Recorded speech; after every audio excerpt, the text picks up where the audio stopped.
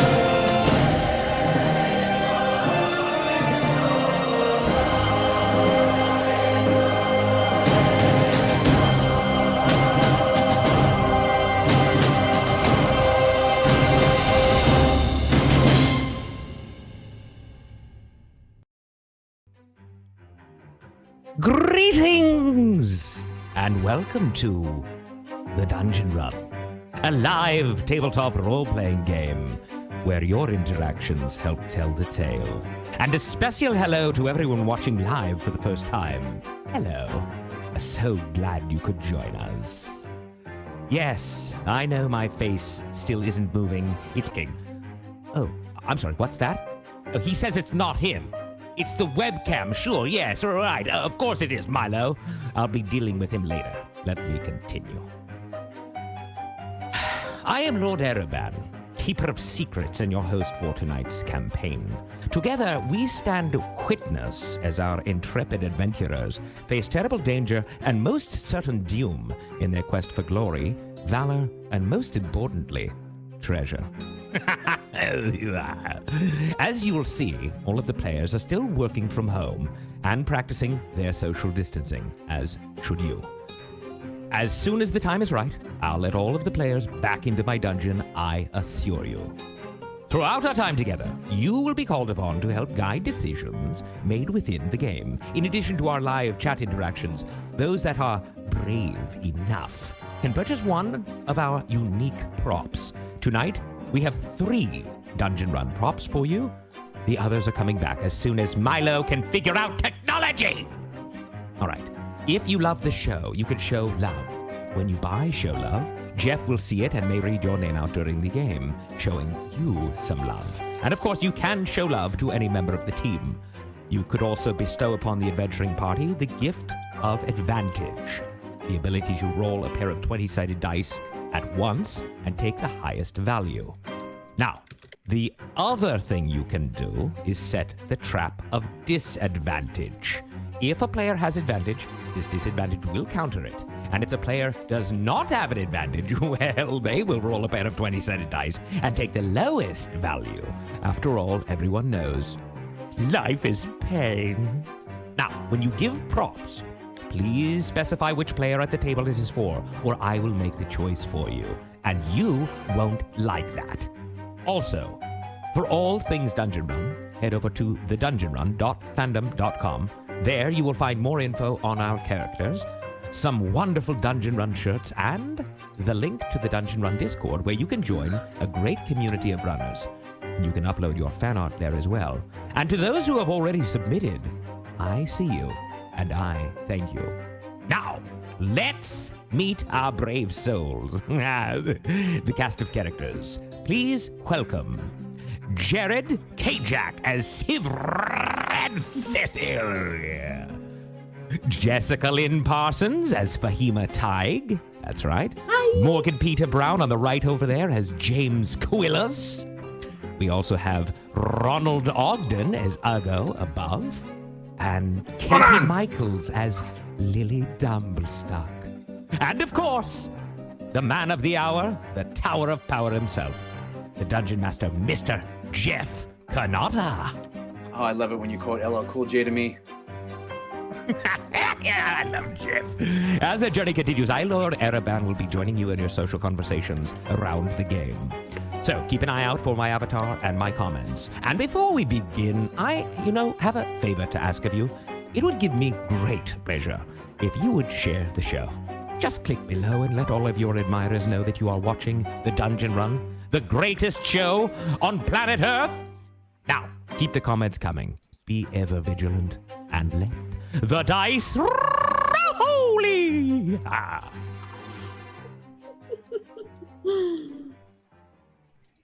Yeah!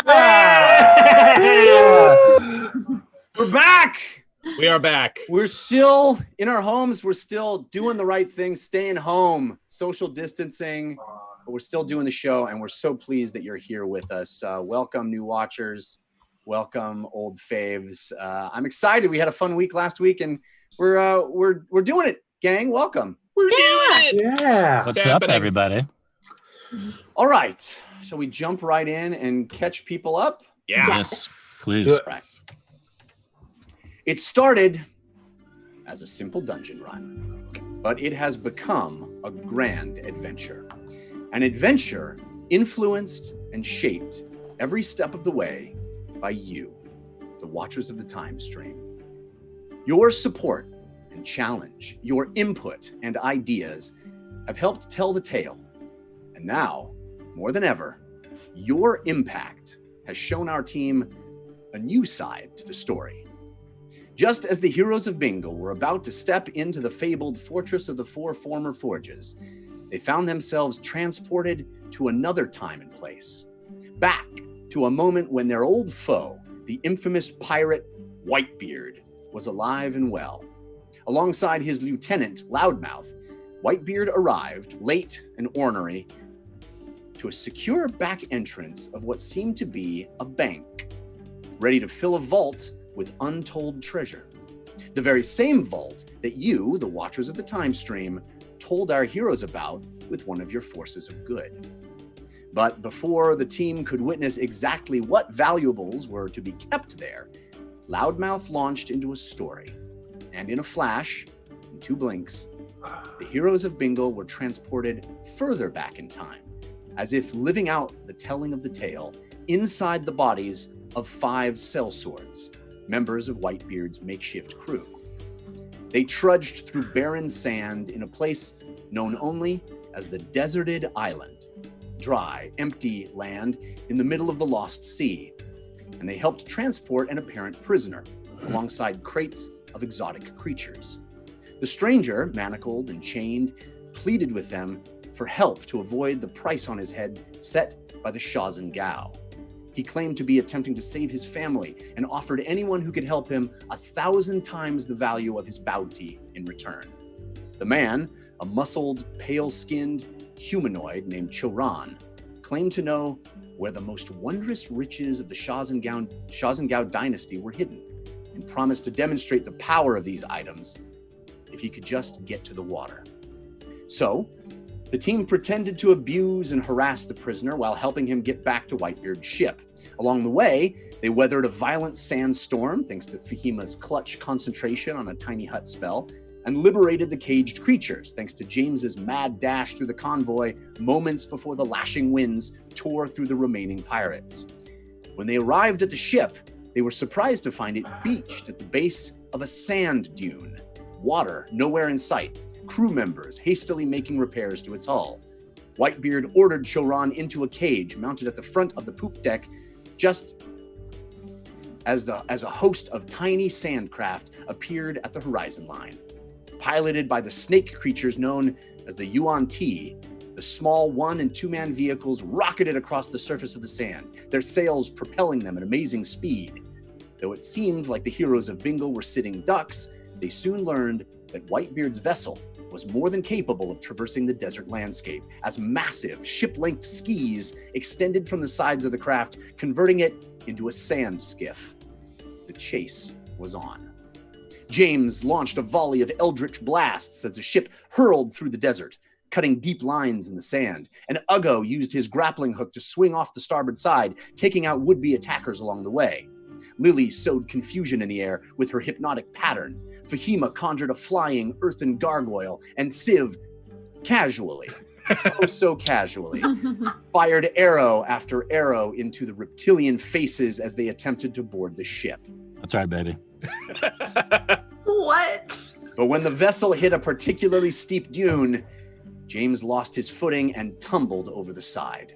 Uggo, in a critical moment of reaction, managed to catch his blood brother as he fell toward the sand. A tug-of-war ensued as a Yuan-Ti also grabbed hold of James, only losing its grip when Lily used her magic to convince it that its own tongue was burrowing up through its nose and out its eye parts.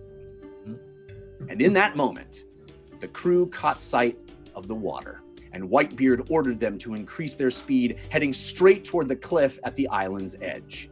As the boat cleared the side of the overhang, Choron grabbed one of Siv's arrows, fixing his magic bracelet upon it, and asked Siv to fire it high and long back at the island. When the arrow made contact with the sand, the bracelet unleashed an impossible torrent of water, transforming the dry, arid desert surface into a lush, watery paradise crowned with flowing waterfalls. And that is where we are going to pick up this week. I want to thank people who are already showing us love. Uggo Dumbthistle, follower of Fahima, King Daddy 99, Reloader 68, Fallstar, and Fragment of the Heart Soul. Many others. Thank you so much for those balloons. We appreciate it. We love getting it. It feels like applause, which is super cool.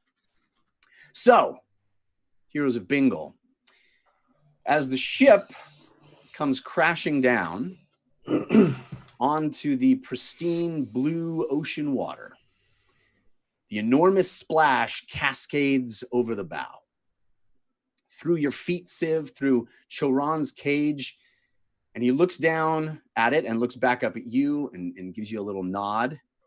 And then the sails catch the wind, and the ship starts to move through the water as groups of men pull the enormous cranks that retract the sand skis back into the side of the hull. And there is some commotion at the back of the boat as several pilots drop lines to hoist James and Uggo back in, patting both of you on the back for your courageous defense of the ship.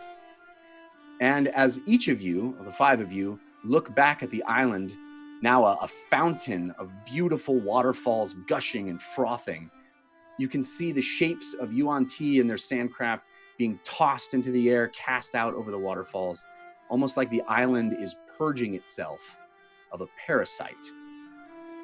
The ship continues to move away from the island, and you're reminded of another time in what feels like another life when you sailed away from the same island as smoke billowed up and around it.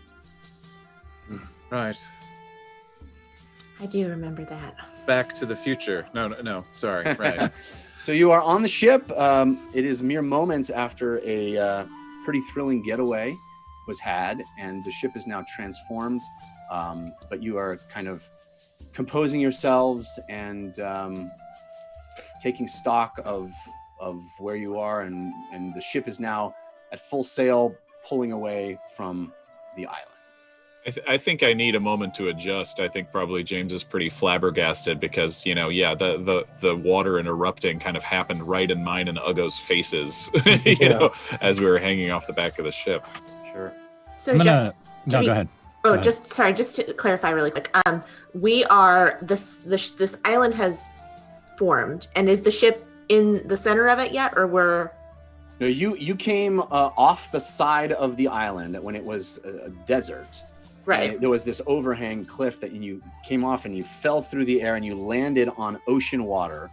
And as that arrow came off the ship and landed back on the island behind you, it transformed the island from a desert landscape into this water-filled almost paradise of waterfalls flowing, kind of rose the island up even higher, and water's gushing off of it. You kind of still see bodies being strewn and flown and tossed into the air from the top. The ship's not in there at this point. No, the ship is past that. You came off the side of the cliff, and like Dukes of Hazzard or something, you caught air for a while, and the ship landed in the ocean, and now it is full sail in the ocean, kind of sailing away with the ship, with the island receding in the background. That make you Boss Hog? I don't think so. I think that makes Whitebeard Boss Hog. Oh, yeah. Sorry, I didn't mean to interrupt you, Civ. No, that's fine. It was all good stuff. I'm gonna shake the water out of my fur and then lean into the cage casually and look at Choran. Did you know that that was going to happen? I told you I would demonstrate the power of the kinds of things I'm talking about. How is that possible? Where did this thing come from?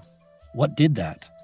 I've seen magic before, but I've never in my entire life seen anything like that. Exactly my point. The kinds of things I'm talking about are wondrous and powerful. These are the kinds of things I can offer. Where do they come from? Who made them?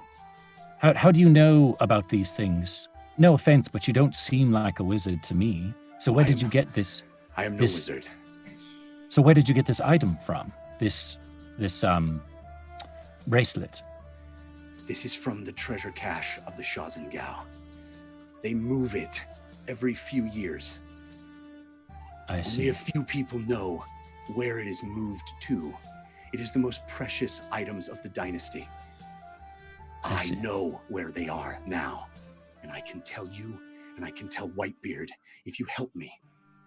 It was well done the way you fired that arrow. Good on you. But now you will need to help me convince him to trust me.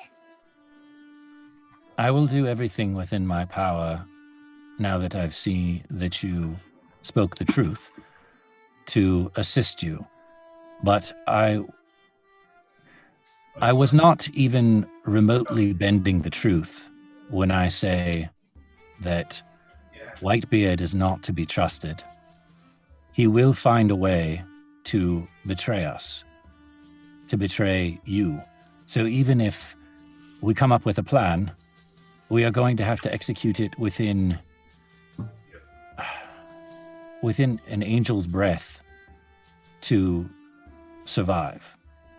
And even if we are to recover these items, I hope you know how to use them, because we will probably need to use them to survive the ordeal when he decides to betray us. Well, I suspect it will be no easy task to secure them anyway. But I understand. Who guards these treasures?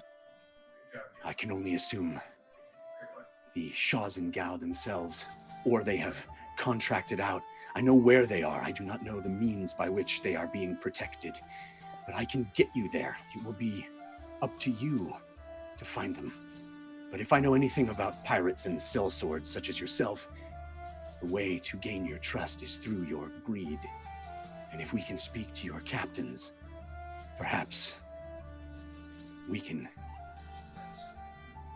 allow him to think we are on the same side for as long as it takes for him to be useful for us. Well, I'm sure that now that he's seen the power that you possess, that he will be very interested in these items. I just hope I can buy us enough time to procure them before he turns on us. I have no choice but to trust you and your friends. Well, you can trust my friends. I don't know if I would say you can trust me. And I can trust your greed. Well, that's true. That's very true. James. Yes. I'm not really understanding what my eyes just saw. I share the feeling. Okay, good. That was unlike anything I've ever seen. We've seen incredible things these past few months. I've never seen anything like that. That is just as powerful as the amulet. Maybe more so. Are you two all right?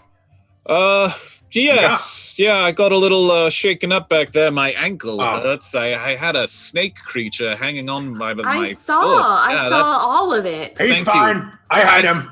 Thank you for your help. Fahima, are you all right? Yep. Just a bit embarrassed about my aiming skills, but other than that, I'm good. Oh, that's okay. At least you stayed on the ship. I seem to have issues with moving vehicles. Civ. As you say that, Fahima, by the way, medium-sized earthen gargoyle kind of comes flapping down and stands next to you, like looking for instruction. Hi, Gary. Oh, that's his name. Oh, Gary, I love it. No, I said I wasn't going to name him. Too late. No. Ugh. Gary really suits him. Yeah. He seems like he's organized. What is that? Organized? No, that's him.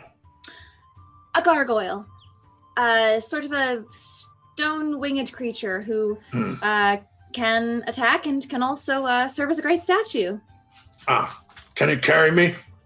Do you want to find out? Not right Gary? now. Not Gary? right now. Not right now. Not right now. Oh, Gary's gonna go over and put his claws under your armpits and just like try to. Lift with your knees. Lift with the knees, Gary. What is Gary's strength?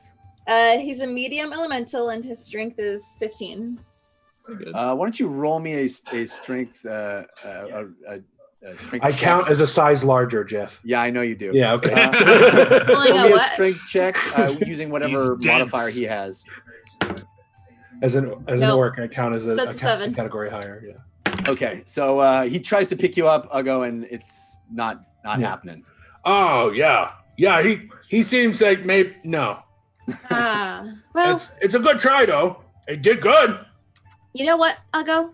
Yeah. I'm going to work on a spell that will conjure something that can pick you up and fly you around. How does that Oh. sound? Yeah. Also, if you could conjure those little ones that explode, I could put. I don't have cannon, but I could put them. I could throw them. You could. Yeah. I'll keep that in mind. And I forget. Is it you or James who can make me fly? That's Well, me. I can do that. Oh. I can I make thought you it was fly her. if you turn into a beast of some sort. I'm always down for that. All right. Right. I like magic a lot because you two taught me. You helped me conquer fear of heights. I No, didn't know you had a fear of heights. Well, I did before. I knew that you could fly. So anyway, I'm sorry. Yes, I'm having a hard time focusing. anyway, guys, about this big Civ. island that just appeared out of nowhere. Oh, I was trying to distract us from what is difficult. I mean, I appreciate it, but yes, we are surrounded also by pirates who may not have our best interests at heart. There are a number of them, by the way. They've all sort of gotten to tasks. Making sure the ship is moving at a speed. It seems all of them pretty well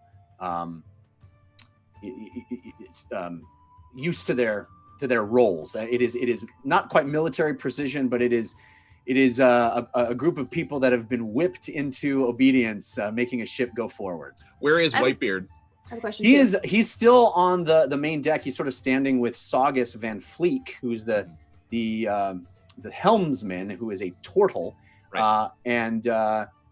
You see Whitebeard kind of look toward where Civ and the cage are and kind of make his way toward the front of the ship to have a word.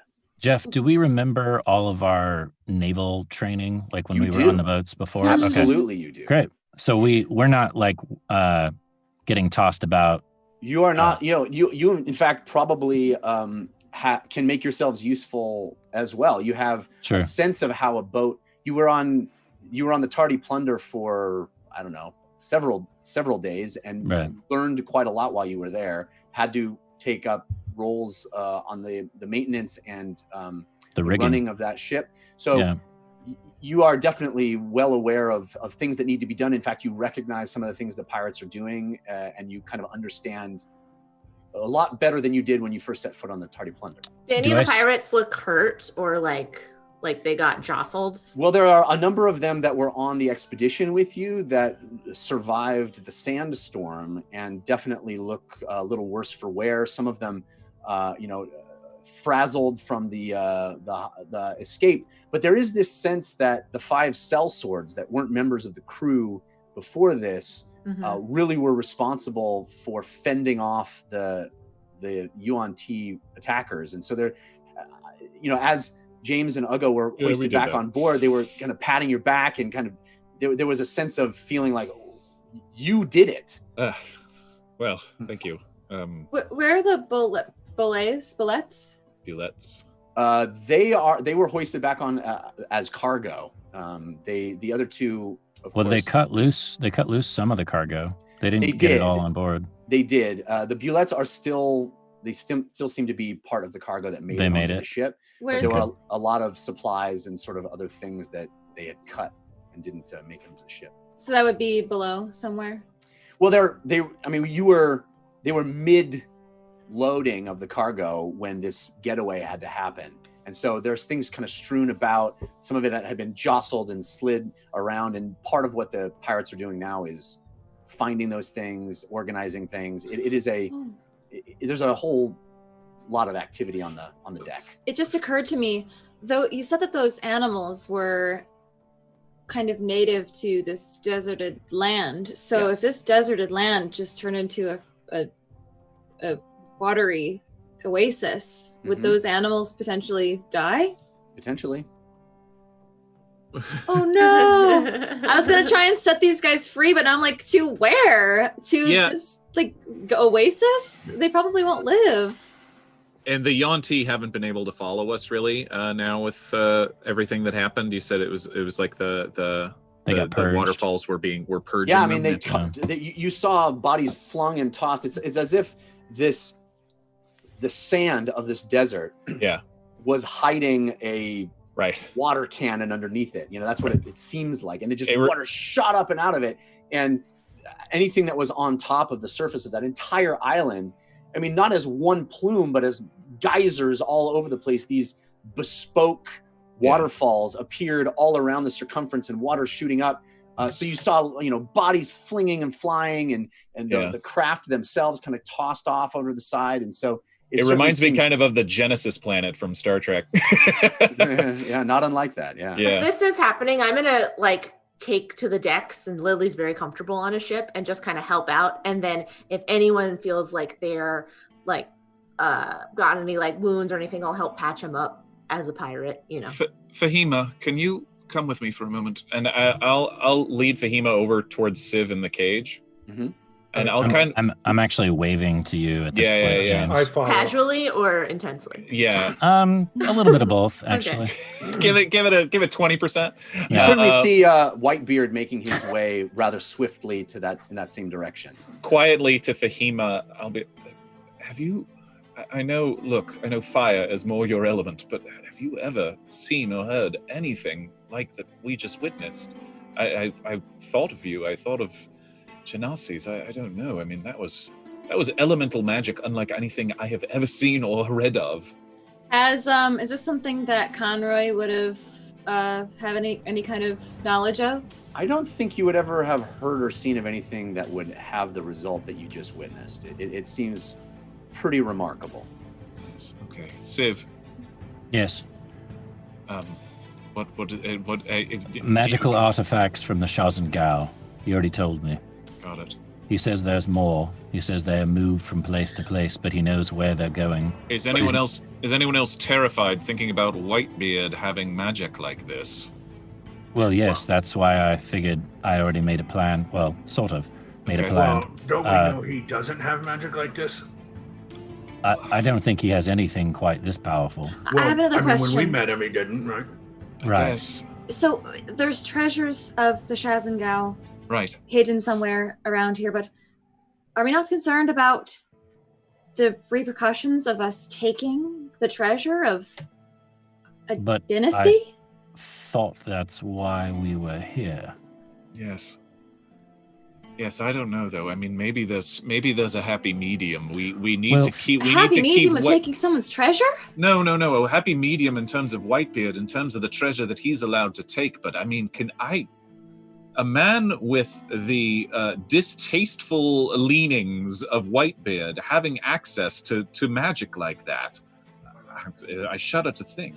Well, that's why I think it'd be best if we acquire them ourselves. Maybe that's why we are here. Yes. So, maybe. What magic are we referring to right now? That! I literally just point towards the island. The bracelet? I guess, yes. Whatever allowed that to happen. Because who's to say that bracelet is not expended, right? Had one single charge. Sounds as if there's more where that came from. There are. There's more magical items? Yes. I have a Oh. question. Hey, you four! You're not supposed to just be sitting around talking. Hey, That- leave wow. us alone. Yes, I'm one of sir. you just was a bunch of sellswords. I'm the only one working. I'll go back to Oh. work. It just occurred to me all. that maybe the amulet maybe. I want shuts it Lily to down. roll. Sorry, Lily, roll a performance check on that, please. You have advantage from Lily Dumbled Bay, but it was countered by Grim Fated. But she's got like Why a does it not get, she's got like a plus 12 to I know performance she's or very good something. at performance, but I it thought was only a 15.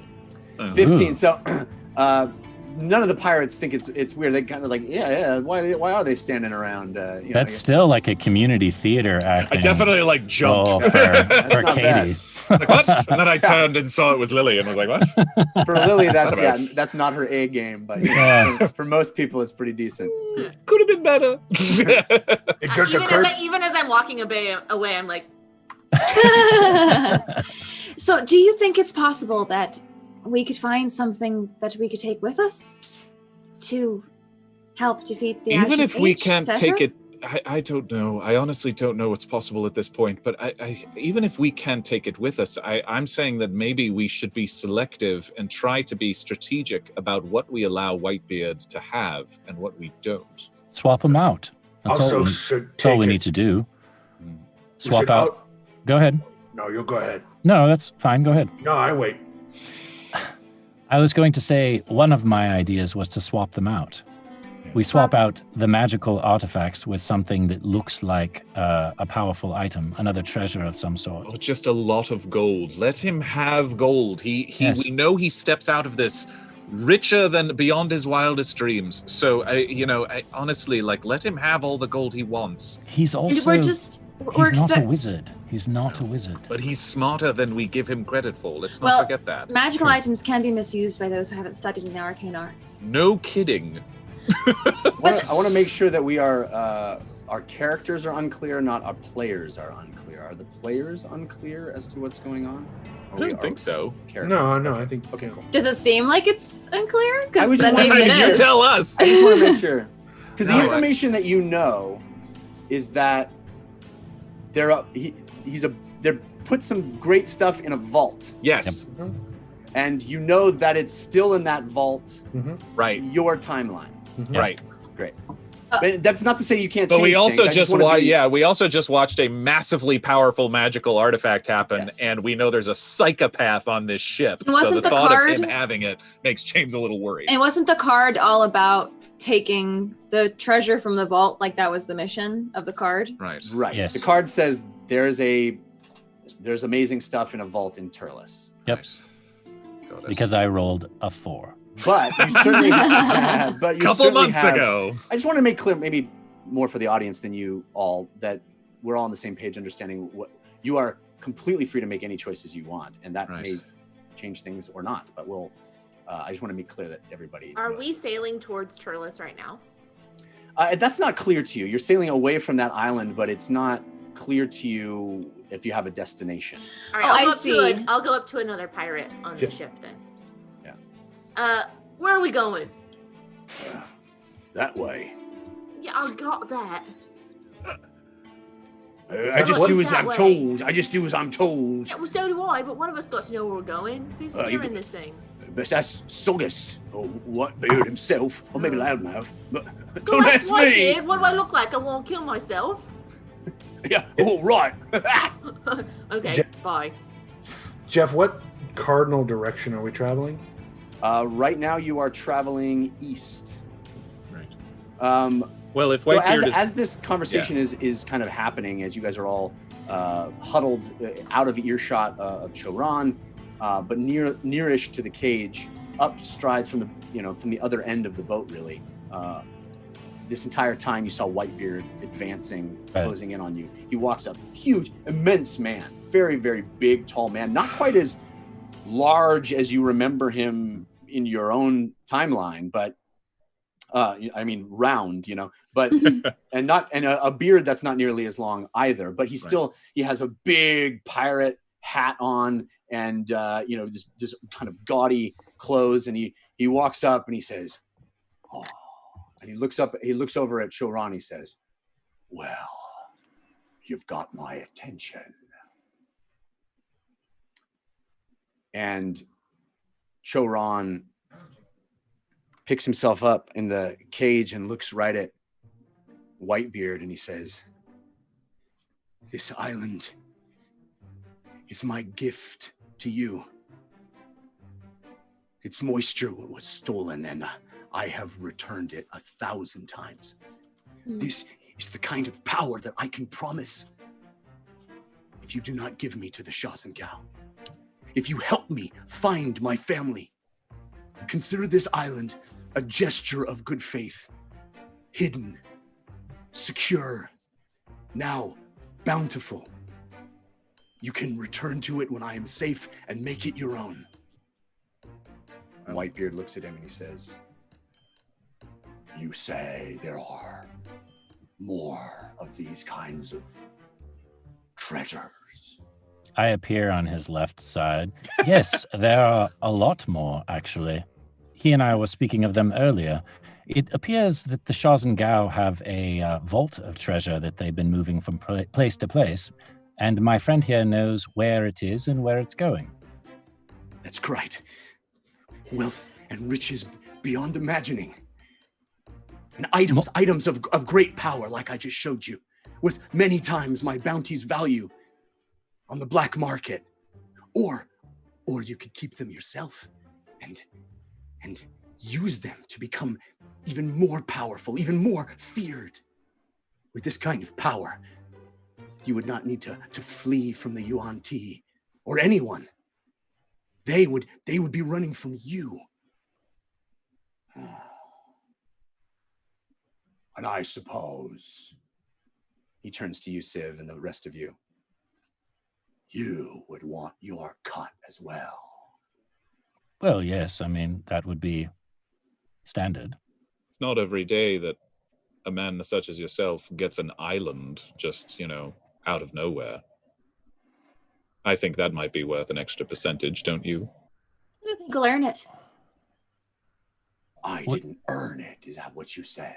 No, I said, excuse me, I said, and I think we'll earn it. Oh. I think what we're trying to say is that we negotiated with this gentleman here, and we discovered what we were going to be able to procure instead of the measly 5,000 gold that you are going to get for his bounty. Right. I beat him up pretty bad. I think he's telling the truth. It's true. I know where the crown cache of the Shazengao is. How well protected is it? Very. But no protection can stand in the way of the great Whitebeard himself, surely. Jeff, have I ever heard of the crown cache of the Shazengao between my rogue friends as like a mythological story of treasure? No. Can I roll an insight check? Sure. You have advantage from Silent D, but it was countered by Grim-Fated. Oh, and so it begins. Insight is that is a 13. And you're doing insight on Choran, right? When he was like, the protection is no match for Whitebeard.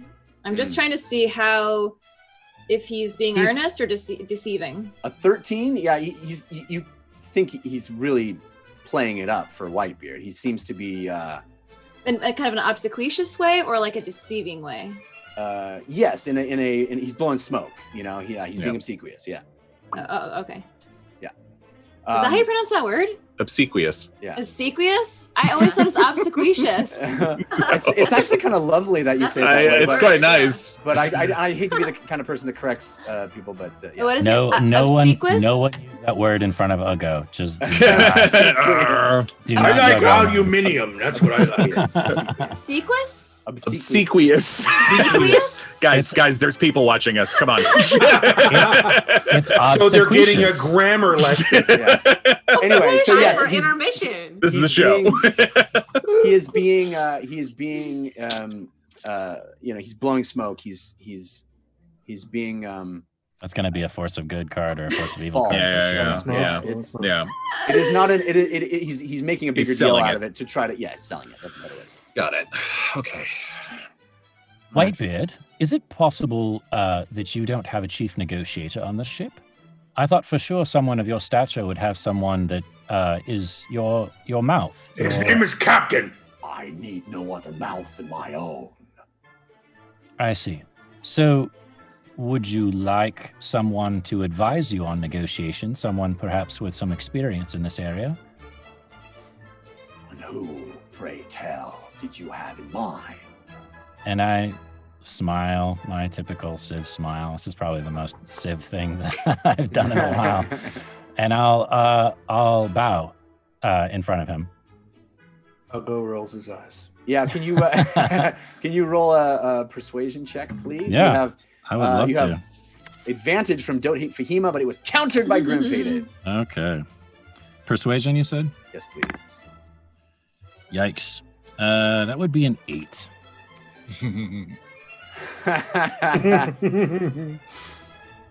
No, I think I can do it myself.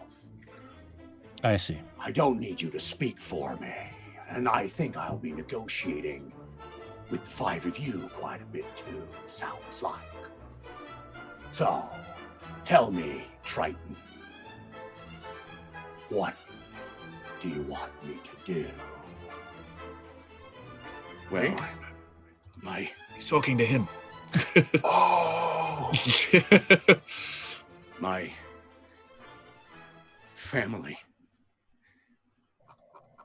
I will tell you and give you things beyond your wildest dreams. But I need to save my family. I need to know they're safe. I need to be with them. I need you to take me to them. What's to stop me from taking you and your family and tripling my reward? The promise of 1,000 times your reward.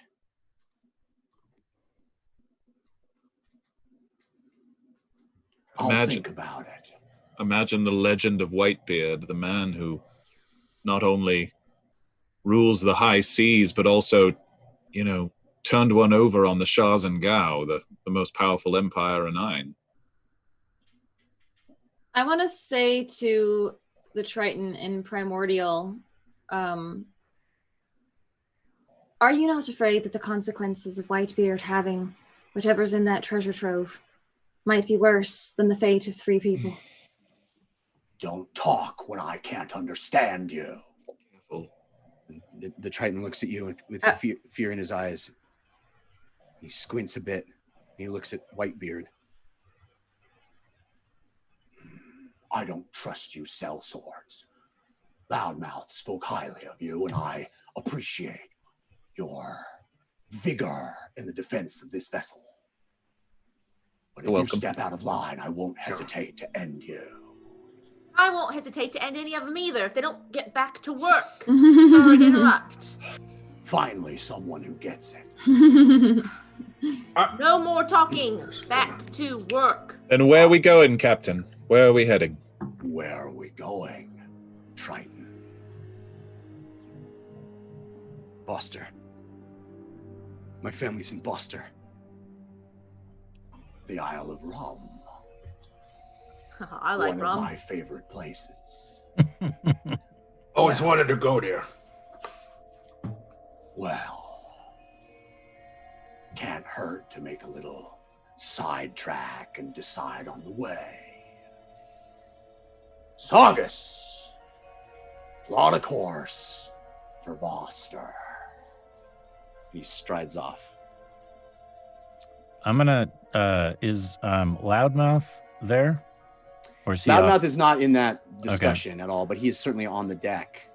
I really want to cut that guy's beard off. Yes. Do we have any? I wasn't actually Didn't you already? yelling at you. Oh, no. Yeah, Got it. Liz. Yeah, we got it. I just No, that felt like was- maybe I would be like the boss, And Yes, no, that Oh, was no, you're doing well great. done. And they seem to be buying it hook, Yes. line, and sinker, so go ahead. Do we have any idea how far Bosta is from here? Who are you asking? Who are you asking? Me or the team? I'm asking the group, but if Choran answers, that's even better. Long time? So we're sailing away from this island where the treasure is. No, the treasure is not there. Oh. We don't know where the treasure moves. We need to go to his family. I think we have to make sure that Choran and his family are safe, and then he'll give the information over to Whitebeard as to where the treasure is. Correct. That's right. Which is a very interesting and dangerous gamble. Seems a bit precarious, yeah? Choran. What other choice do I have? Choran. We have to do it. Your family, what danger are they in? The Shazengau's hunting them as well? Surely they are. If they are after me with such intensity. You know, of course, that you and Whitebeard are not the only bounty hunters who have taken up this charge. That's what the Yuan-Ti were for. Yes, exactly. Okay. Right. I'm sure there are many others on the same trail, probably tracking my family now. Got it. We need to get to them. Okay. Fast.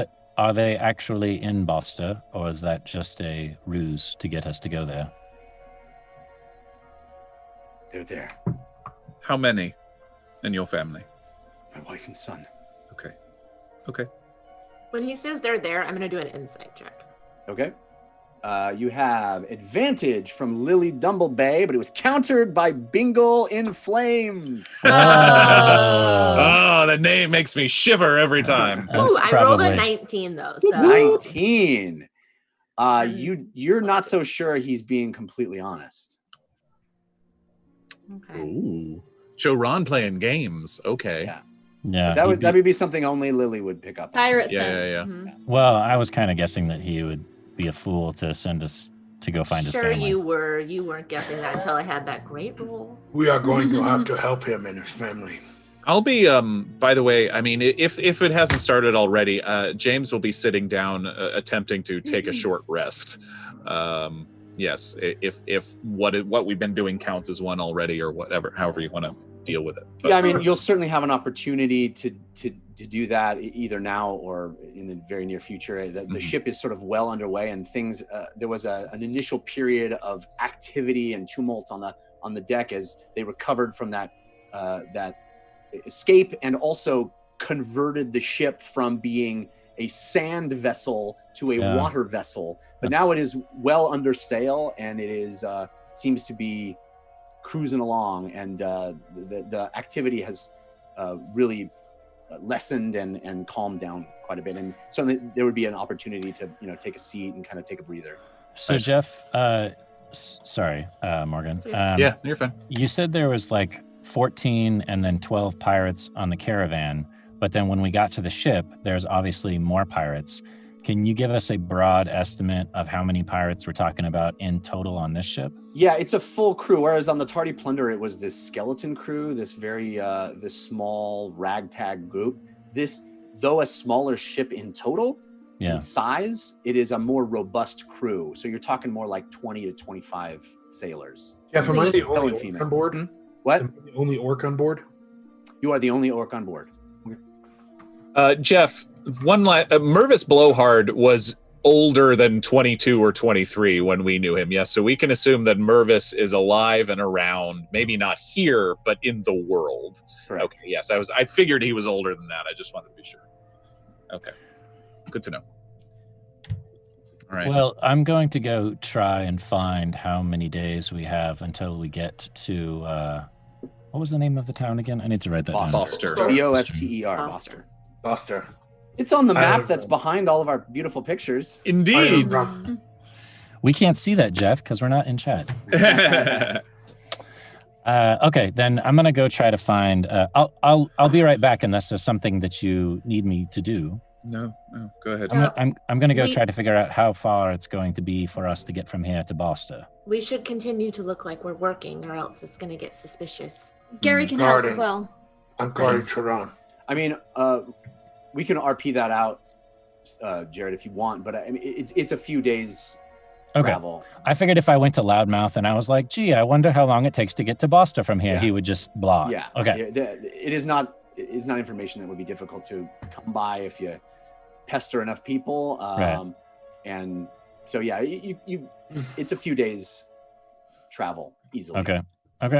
In fact, they're not quite sure. I mean, I'll even say this. You can gather, Civ, in kind of talking to a number of the other pirates on board, that everybody was not entirely certain where they were when they hit this island. They were, there was a few days of chase that was, took them away from an area that they were really familiar with and kind of brought them nearer to waters that they find a little worrisome. But they were, chasing Choron in his vessel for quite a while and gaining ground. And he then landed on this island and disembarked, and they destroyed his ship in the process. Right. He fled across the desert.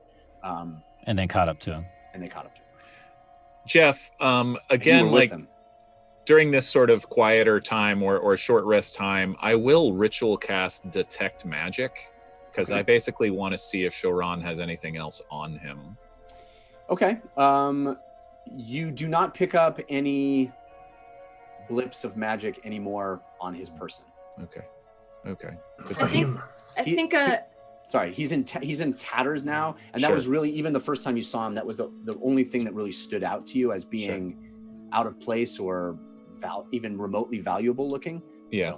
I'll hold on to it to concentrate and kind of, search, like, as I look around the ship, basically, see if anything else pings off of Whitebeard or anybody else. Sure. But yeah. Fahim, I'm sorry, go ahead.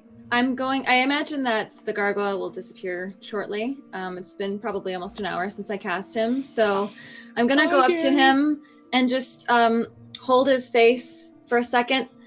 Say, I'm sorry I named you. You're going to go away soon, but I hope I meet you again.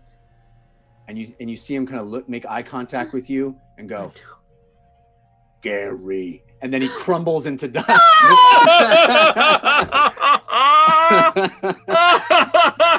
That was traumatizing, and I didn't even get to tell him what his middle name was. No. It's gonna be fine, Fahima. It'll be fine. You'll see him again. He's not real. He's not real. Your hands are still holding a couple of rocks that used to be Gary. Listen, conjuration is a weird thing, Fahima. Did he just die? No, Uggo, no. Oh, he didn't die. I don't know how it works. He sort of went away. He went away. So he'll come back next time. He went to the farm. He went to the elemental farm. When Gary They have farms? When Gary sleeps, he just is invisible. Indeed. He'll come back when he's awake. He went to the place that he was before you pulled him into this plane, and now he's somewhere else. So he died. I think. No, he was never alive to begin with. All right, I'll go. But I saw him. He fly around. He tried to pick me up. He seemed alive. All right, and I'll conjure Lily's flute in my hand and say, this is also not real. It'll just disappear. You broke it, though. It was very real. You just broke it. Part of what her magic does, Uggo, is that she draws things into creation that weren't there previously. So she's creating something then? Yes. Then it's real. But it wasn't real moments ago, and it isn't real moments later, so, this is a long conversation. Isn't that the truth of when people have children? At one point, children were not real, and then they were. Yes. Oh, God. So are children not real then? Uggo, God. Please. It's pronounced obsequious. I'm begging you. Uggo, I'm begging you, please don't make her stare too hard at this. I'm not sure she's ready for it. A conversation for another time. Maybe. Fellow fake pirates, we should look like we're working. I am working. Totally. I'm gonna help Uggo guard Choron. I could do this myself. Oh, I actually want Lily. to. Can I go with you, Lily? I wanted to have a chat with him. Oh, Fahima, before you go, do you have a candle? What? Do you have a candle?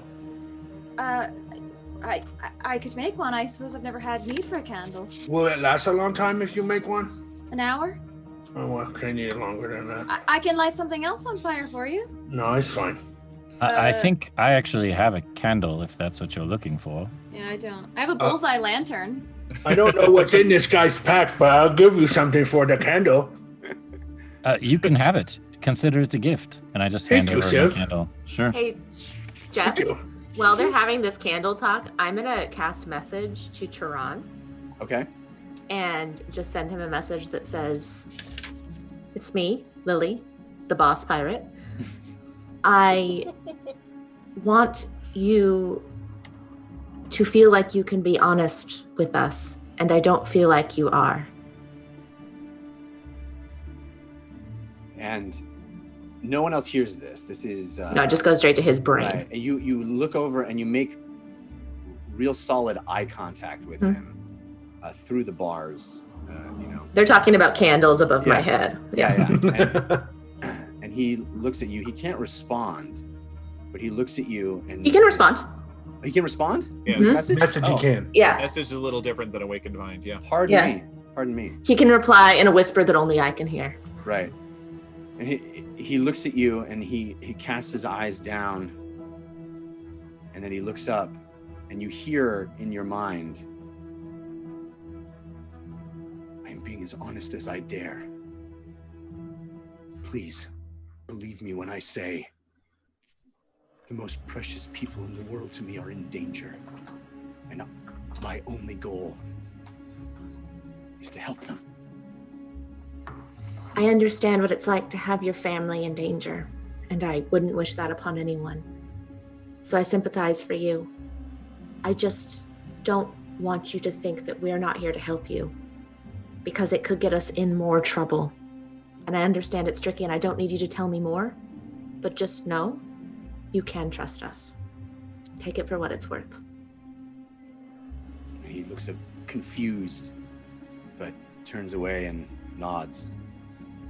That was Sits out loud. down in his cage. Sorry. That was out loud, what she just said, the second part of that. Mm-hmm. No, it was message again. Oh, you cast it twice? Yeah. Oh, I guess It's a I can't. cantrip. Yeah, it's a cantrip. Oh, okay. So all day.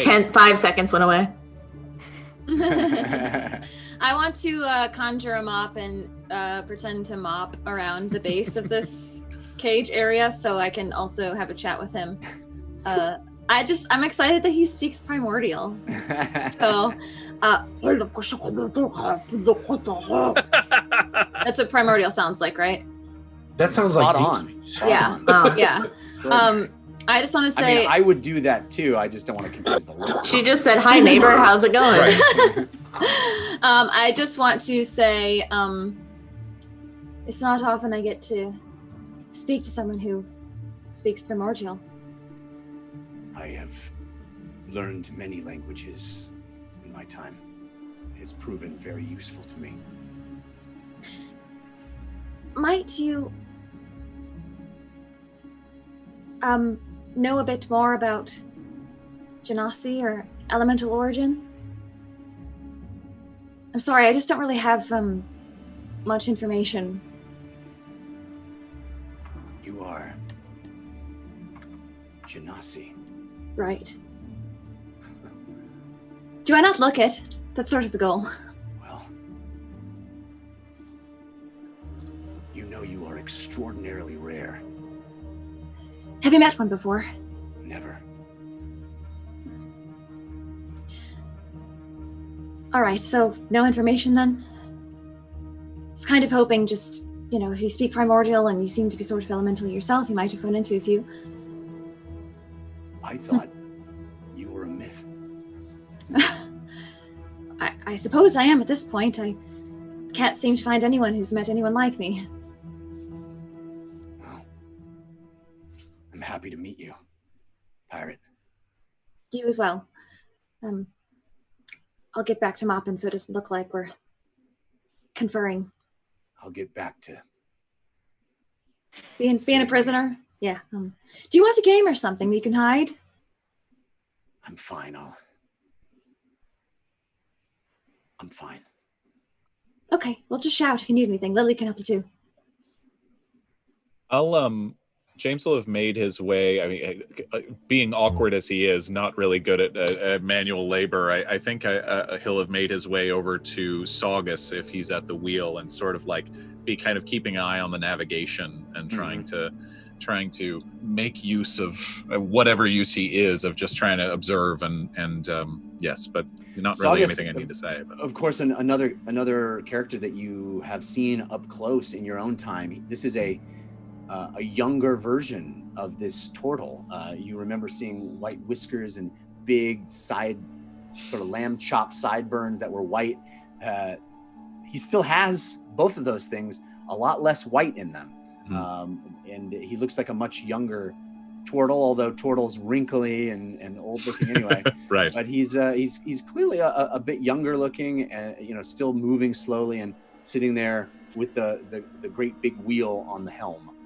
James, when I see you walking up to Saugus, I'm going to try to get your attention, and then I'll point at him, and I'll do this with my hands. And then that. Oh, classic thieves can't. Yeah. I don't understand thieves can't. What is that? No, I'm kidding. Thought you were going to do this. Turtle. Yes, I remember. Thieves are amazing shadow puppeteers, too.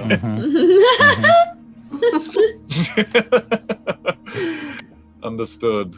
Yes, yeah. I think just sort of be pleasant around Saugus, but just kind of observe him. Yeah. Really need to. So I mean, unless there's other things that you want to do, this day progresses, and you integrate yourselves into the workflow of a pirate ship. And as we talked about already, you are familiar with ways to be useful, and ways to be a part of this process. And so we're not just sellswords, we're like pirate rentals as well. Exactly. Okay. You were hired to be part of this crew. Rental go on this exposition. Mending all the stuff that got broken. Yeah.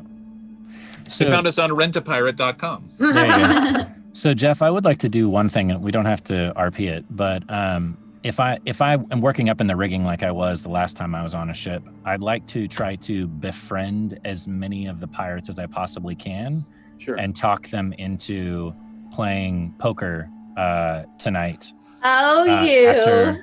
After everything is said and done. Okay. There's some excitement over the notion of a game being started up in the underbelly of the ship, and you kind of spread the word, and there's definitely some interest and excitement among the pirates. Good. And I will say to them that I got Loudmouth involved in the poker match as well. Okay.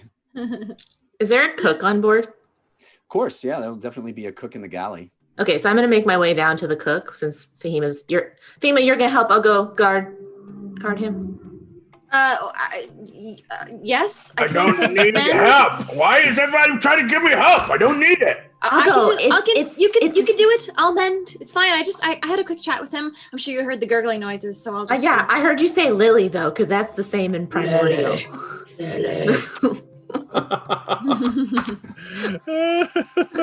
I'll make my way down to the cook. Is it the same guy? From Mervis's ship? No. Yeah. Okay. It is not Olo from Mervis's ship. It's certainly a different looking, kind of scrawny looking fella with a mess of hair, kind of in a cap that's pulled tight on his head, and he's working along. Lots of strange looking pirates that you encounter. This is a much bigger, the ship isn't bigger, but it's a much bigger crew than you had experienced on the Tardy Plunder. Hi, what's your name? My name's Dander Kelly. You know that. I thought we met earlier. Didn't we meet last week? Yeah, it's my brain. One ear it goes in, and then the other ear it comes out. Oh, it's all right. It's all right. What can I do for you? Do you want anything that is like treats? Treats? Like treats, I don't know, for a special occasion. Like some baked goods. Would you like some baked goods? Do you have that? No, I don't have that. Do you have some sugar? What do you have in here? No, I don't have sugar. I got some dried meat. And if you want something other than dried meat, you can get it yourself. Whoa, you don't have to get saucy with me. You probably don't even have sauce, do you? Everything goes into the sauce. Yeah, you know, I can help you in ways to keep your belly full, but I'm not taking orders. It's not a short order cook here. I'm not trying to place a bunch of orders. I'm trying to reward people for doing a good job today. I don't know if you... You know what the reward is on Whitebeard's itch? Here we go. It's not getting whipped. Not getting whipped. Well, that's what I'm trying to tell everyone, that you shouldn't expect to get whipped. It's bad management. Oh, yeah, here you go. Don't be whipped. And I've got a lovely pastry for you. No, it doesn't work. It's called positive reinforcement. Nowhere. It's way more effective, and that's what I'm trying to prove. But you're not helping at all. Apparently, you like getting whipped. Come here. Are you gonna whip me? First pirate ship. No. Well, then you got no excuse. I don't. I'm trying to change things. I'm a rule maker. Oh, good trying to change things. Trendsetter. You know what? Right. Pirate ship 2.0? I don't know what that means. I don't either. The deal. Think about it. Obviously, you don't have anything for me. But if you had a boss who gave you a nice treat every time you did something good, wouldn't you like him more? Wouldn't you respect him more? Or her? Well, of course. Well, that's all I'm saying. So why don't you try it sometime? I'm not going to take anything from you. I'm not trying to place orders. Just trying to be a bit of a pirate. We get a bad reputation out there. You're not trying to stir up a mutiny, are you? No! Just trying to make everybody work smarter, not harder. You got ideas, and I know one thing about Whitebeard. You don't like pirates with ideas. Well, he doesn't have to know, does he? Secrets lead to mutiny, and I don't want to be a party to it. Fine. Then this secret will stay between you and me. And I'll leave. Useless cook. Doesn't that make him a part of it? Yeah, already, yeah. Don't think too hard about it. Jeff, at what Uggo assumes is midnight. He's assuming everyone else is sleeping in quarters and so on and so forth. He will go midnight. Up to. I've just figured. I think we're gonna do a card game before midnight, but sure. But at midnight, Uggo will go to the deck up to the front of the ship where it's traveling east. Is there anyone up there at that night other than the normal lookouts? No, there's lookouts and the sort of minimal crew at night to keep the ship moving. Right. Yeah. He takes the candle that Civ, I guess who is Civ, gave to him, and he places it basically on the flattest part of where the front of the ship is, and uses his tinderbox to light the candle. And he kind of makes sure no one's looking, and then bows his head and says, Amanda, I hope you can hear me. I am very afraid, not for self, but for family. And I am unsure what Triton is trustworthy or what I should do, but he has family. And all I can think of is family is most important. The flame is freedom from the dark. You teach me that. He takes a minute and then blows the candle out and puts it back in his pack and goes back downstairs. And never felt in the short time that you've been aware of Amanda, the Candle Queen, you've never felt farther away from her, more isolated. Mm-hmm. And it's not a great feeling, but there's a sense of needing to persevere. That's kind of what's going through Uggo right now. He feels alone and lost, even though everyone else is there, and he knows that they are them. But this is very confusing to him, and this is the only thing that he now has and aware of that he can latch to. So, Yeah. Yeah. You've never, even in the short amount of time, you've never called to her and have her not able to come to you. So it is strange, but you're in a different place now, and there is a hope that this doesn't last too long. So does it feel like she's not even there? Yeah. Hmm. Or farther away in some way. Not absent, but just unreachable. What about the ancestors? He's not going to pull them forth, but it's more of a, does he feel still the connection? Yeah, he still does. There's Okay. still a sense of them with you, watching you. Right. There's perhaps even a shared confusion of where you are and what's happening, but they are still with you. Yeah, and then he'll return. So this night, as it descends on the ship, Civ, you wanted to convene a... Jamesy. James. Jamesy? Well, you've never called me Jamesy. What are you doing? What's Because you and I are going to gamble this evening. wrong? Okay. Okay, fine. With what? Do you know how? With cards, of course. Well, I mean, but I don't really have a lot of money. Oh, well, I figured we could just use some of our shares. Okay, all right, I suppose. If we Yes. need collateral. I don't know how much money people are going to be playing with. All right. I figure we would start small, make them think that they're going to win, and then we'll come in and win and take all their money. Yes, well, I mean, I'll follow your lead. You seem to be the experienced one in these matters. And... Well, I need you to be the shill. I need you to lose. Okay. Fine, I guess. Do you have anything like table scraps or something on your person? Some sort of bread, perhaps? I could probably procure some. I've got a bit of a biscuit from dinner. You know, Perfect. That could look fine. That's Yes. perfect. So what I need you to do when we get into this game is I need you to eat the biscuit Mhm. and be messy about it and let the crumbs drop down into your lap. Okay. Is that a sort of signal to you? Well, that's going to get Mr. Whisper to come over to you. Okay, got it. You know, I could just speak to you telepathically, but you couldn't respond. But that's fine. I mean, that's probably You're not. going to slip him a card, and he's going to bring it to me. Okay, got it. If you're losing, no one's going to pay attention to you. Trust me. Right. Well, I've been very good at getting no one to pay attention to me for a very long time, so that's Good. Yes. Then this ought to work out perfectly. I'm sure it will. Fine. I'll follow your lead. Excellent. I do have a game we can play. Yeah? What? Yeah. So let me know who else wants to be involved. I do. Only because I want to, but Fahima probably wouldn't be there.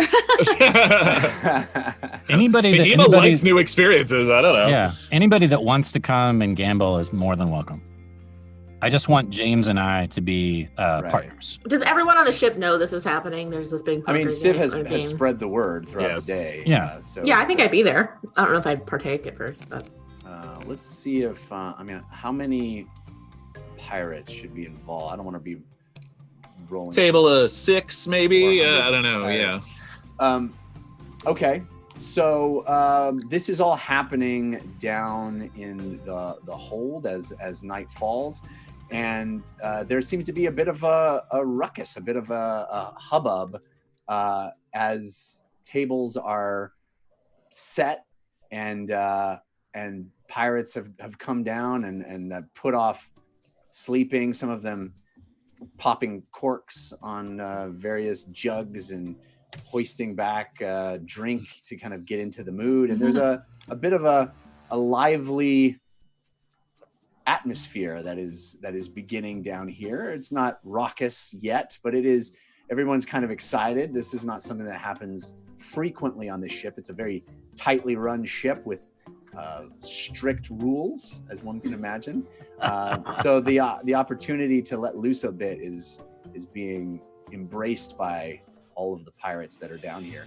Is it a pretty short fused crowd? Just out of curiosity, like is there What do you mean by that? occasion like a fight breaks out if someone is there any kind of like jostling between the crew or anything like that? I don't think you get a sense of that at this moment. I think Sure. everybody is down here. You know, it's Okay. a friendly game now, Great. right? Yeah.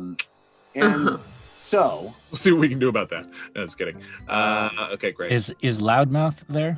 Loudmouth is there. Loudmouth is holding court. You know, everybody's got to take their place. See, and you listen to me because I'm going to keep everybody in order. We don't want to know Whitebeard. No, we're playing cards too loud down here. Might get too No. upset. And Yes. what are you? Each of you has to sit down, see, and then you'll get your turn. And then he's just going on and on, like laying out the rules. Civ. Yes. I'll awaken mine to you sort of nervously. Just sort of, Civ. I was thinking. I'm new to this, but should I maybe try to win for like the first couple hands and like play better, and then you go, oh, you know, and so to kind of throw the scent off, you know, that kind of thing. I told them all that you thought you knew how to gamble and you think that you're very smart. Well, gambling So- is pretty close to mathematics. I mean, there are probabilities and mathematics involved. I probably, Good. you know, I mean, if I sort of set my attention to it, I mean, yes, it's new to me, and the whole reading of tells and everything is not something that really comes into my head. But yes, I'll be fine. The more of that confidence, Right. the better. Lose. Yes. You got it. And I take a swig of something. I'll turn to Fahima and be like, I think James might be related to Loudmouth. He is getting rather talkative now. I think he might be a bit nervous. Wow. All right, so we'll have a table of 5. Okay. James, Civ, Loudmouth. Who else wants to be seated down there at the table of the team? Anybody else wants to be at the table playing? I guess I can just watch. Jessica wants to play, but Fahima would probably just be watching. Well, we can play more than one. Do we can it! play more than one Fahima, round of do this if it! you They want. need a girl in there. Don't you want to do it? No, I think you should try it. I'll be here. I'll be your cheerleader. Okay. All right. Stand right behind me. But maybe you're not allowed to. I don't know. Wow. All right. So I give her a massage like when boxers go into a ring. Civ, James, Fahima. That's not distracting at all. Loudmouth. And, With my parrot. Her She's hype got to man. be on a stool though, because she's a gnome as well. Yeah. And one other pirate. So there'll be 5 of you total. Okay. This doesn't really work well for Civ's odds of announcing the team, but Stealing money from your friends, it's fine. Loudmouth brings out a deck of cards and he hands one to Civ. Yeah. What there is you go. happening? Anyway. That was like the magic of cinema. Oh, What was wow. that? Did you pass that through your webcam? We like to go with him. Do All it to right, me, here's the way- Jeff. Do it to me. Jared sanitized that immediately. Is this a new thing that Let's caffeine is doing? One to Fahima. Oh. I didn't get the message. I don't have cards prepped. No, social isolation is going to get us, down. No, here's the way this is actually going to work. And I have to admit, I stole this. This is not my invention. That's I stole this. I think this Steal is from from the Matt best. Mercer, actually. Cool. So here's the way this is going to work. There are 3 rounds of betting. Each player rolls a D8. Doesn't tell anybody what's on it. Okay. You have to ante first, and then you'll either fold or bet. Once all the bets are matched, or people have folded, then you roll a D6, and there's another round of betting, and then everybody rolls a D4, and another round of betting, and when all the bets are equal, you reveal your numbers, and the highest number wins. And it works like poker, where you can like fold or raise or anything like that. Okay. Exactly. So Got it. we'll roll a D8. Somebody will say, you'll have an initial ante of gold, and then somebody will say, I raised 10 gold or whatever it is, and you can say, I fold, or I call, or I raise. And Got you're it. betting that you have the highest number. You're betting that by the end, all those 3 die rolls combined will be higher than anybody else's. So you can And try to you- bluff. You can, all this. Could you lie the entire time? Yes. But what happens with the last people? The person It's who just does like poker. truly. It's just like poker. You would want to try to raise the bet to a point where everybody else leaves, so that you're the last one standing if you're lying. So You want to trade it, make it seem like you have really good rolls, Right. so that everybody else drops out. Right. Make sense? But what if everyone stays in on the last round? Then And it you is lose. whoever And has the highest one. your bluff didn't work out. They called your bluff. Right. So, but whoever has the highest roll will be the winner. That's Correct. Okay. Unless everyone else folds. Everybody folds, and then you don't Right. even have to tell people what you got. I haven't played Right. poker since Texas Hold'em in high school, so this is why I have questions. That's fine. This works in a similar way in that sense. You mean One question. You mean Tabaxi Hold'em? right. All right. One so question. What happens if they're tied? Split the pot. Gotcha. Oh, nice. Got it. Fight Nice. to the death. So, Jeff, quick question. If not the first round, maybe not even the second round, but definitely by the third round, if James and I are cheating, do I get to re-roll one of my dice? Yes, you can. Or you can roll take, a if I pass you a card, can you take my die? Like that sort of thing? You Sure. you can get a re-roll with a sleight of hand check, Okay. and you can roll a deception check. And if you have a super high DC, but you can do a deception check or an intimidation check to attempt to force someone to fold. Got it. Ooh. All right. Totally Well, should've played. James again is sort of like, all right, and he's kind of leaning into the role, and he said, "Well, yes, I did. I have played the cards a bit, and yes, and I don't know if you know this, but I'm a little decent at math and gambling. There's a lot of it's you wouldn't think it, but so yeah, I am playing the part, trying at This least." pirate with like 2 teeth on the side that kind of hang over his front lip turns to you and he goes, "Never played before, have you?" No, I mean, but basically the principle of the thing, I've I've never played before. I'm really excited. Well, I'm glad you're here with us tonight. Perhaps I'll have some beginner's luck. Right, indeed. All right, Loudmouth, starts in a big, grandiose way. Well, it's time for us to get started, and I just want to say a few words before we do. And it just goes on and on and on. It's all the pirates start shouting at him to get going, keep Can starting you up. shove some rum in his mouth just to Yeah. shut him up for There's 5 seconds? drinks, so certainly that is a possibility. But so the first round, everybody needs to ante. We're going Right. to say the ante is. Like a gold or 2 gold or 3 gold? We're going to say the ante is 5 gold. Whoa! Oh, this is It's a rich game. Yeah. Oh, Pirates are man. They don't want to mess around. Okay. Yikes. And so everybody rolls your D8. Okay. 5 gold is the ante, yeah? Okay. You got this, Behemoth. One more. And we'll hit say me one more your time. stack. Let's say you have a stack of let's say 25 gold to start each. Okay. Got it. All right. Ooh, 25 gold. What's the order of our antes then? Or of our bets? Where are we sitting at around the table, I guess is what Yeah. I'm saying. That's a good question. Let's roll initiative. Why not? Let's make it happen that Ooh. way. Do it. I love it. This is an official card. Do we have advantage on any of them? Sid, you have advantage from TK421, countered by Grim Faded. James, you have advantage from Braba, countered by Grim Faded. Thank you, Braba and And Grim Faded. Fahima, you have advantage from Don't Hate Fahima, countered by Grim Faded. Okay. And I have advantage from Aegis 13, countered by Fallstar for my first one. I have a 13. I got a 14. 20, dirty. Ooh, Ooh. this is my girl. This is my girl. Oh, I got an 8 and a natural 20.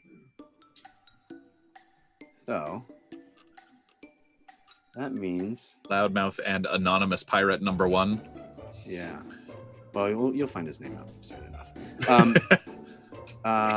It's Murphy's blowhard. So Back then, they just called him Murphy. Murphy. Good Murphy, old the Merv. captain's kid. Good old Merv. wait, so Oh. what was everybody's rolls? I'm sorry. What was it? 13, 14, and 20. 13 and 20. 13 for James, 14 for Civ, 20 for Fahims. Fahulis. Behemy. Right. So that means you want to go last, right? So that means the Yeah. pirate. Do you want to go last? Yeah. You do. Yeah. Oh. There's, Okay. Pirate there's, one there's a goes benefit in going first. last. Okay, got it. Then whoever rolled the 13, that was Fahima. That was me. No. James. Mhm. Then the 14 is Fahima, right? No, that's me. No. I'm 20. Civ. Then Fahima, then Loudmouth. Then Or- Loudmouth. Got Okay. Also, I just want to remind everyone that a wealthy lifestyle in D&D 5e is a 4 gold piece a day. Oh yeah, no. This is serious rich business. odds for sure. Just to give people some context of what we're talking about. Yeah. Got It's it. more than a day's wages for these guys, just to start. But you know, if you're not paying, you're not playing. You know what I'm saying? Right. And they're criminals, so I'm sure they've got Also, Yeah. what do you spend your Walls money here. on? What do you spend your money on a pirate ship? Yeah. I would like to. Do you post- really want to know the answer to that question? No, Yikes. Jared, I know it. I want to post up Meep actually behind the pirates if they're together, or one of them if they're separate. So you want your parrot to go over to the behind the pirates? Yeah, I'll just perch up on like a bookshelf or something, you know. Okay. A barrel. It flies, you know, it's sitting there. There's a much couple of other cheating going With on. clear watchers. sight of their cards. There's a crowd around here, and they're kind of looking at what they perceive to be a parrot, and they're they're amused by it. Very red parrot. Yeah, very red parrot. All right, so the first pirate goes, and he says, "I'll raise it 2." Raise it 2. Got it. Interesting. James is being very okay, raise it 2. Okay. You know, that's an interesting bet you have there. I will see your 2 and raise you another 2. So it's 4 to you, Civ. Well, 9 total because the 5 ante. Right. Right. Well, What? let's just say everybody antes. Yeah, the 5 is Right. already in. Yes. Yeah, So we're it's not like Texas Hold'em where you have Right. nines and all that. It's, Right. it's just everybody's anteed. Right. I am going to look over at Blowhard and the other pirate that got the. Loudmouth. Oh, sorry, not Fahima. So it would just be Loudmouth. Thank you. Yeah. How is Loudmouth behaving? There's 2 other pirates. You can. There's 2 Loudmouth other pirates. and One another has. pirate. One has. I'll just tell you. His name is. It's not Dander? Dander Kelly? It's not Dander Kelly. His name is Lopo the Jerk. Lopo. Yeah. Oh, the jerk. And so Lopo has raised 2. James has raised another 2. It is to Civ. Right, and I'm looking at Loudmouth. Yeah, you can roll an insight check if you want. Okay. You have advantage from Scully as my homegirl, countered by Grim Faded. Yeah. Got Question here. Yeah, buddy. So the thing we did before we said was later. Can I be a part of this a little bit? Sure, And of course. mostly what I want to do is try to give Civ advantage by just being an intimidating presence. Sure. 10. 10 for your insight check. Yep. He's a little skittish, but you can't get a bead on how good his hand is. Okay. Then I will just call for now. So All I'll call James's raise. So you've added 4 in, so deduct that from your total. I'm just Yep. keeping track of what's in the pot, not what you have. Right. Oh, we have to keep track of what we have? We can Yes. only bet maximum 25? Correct. Oh. Yes. Until things get interesting, that is. Right. So it is to Fahima, and the bet to you is 4. Oh, okay. I guess I'm confused about this math because we're not adding the 5 in now. The 5 is the base. You so took everyone's 5 just to start the game. Just to Yeah. start the game, All right. you have to give 5 Now out of it's your 4. total. and Okay, now okay. everybody's raised. There's been 2 Got it. raises. Got it.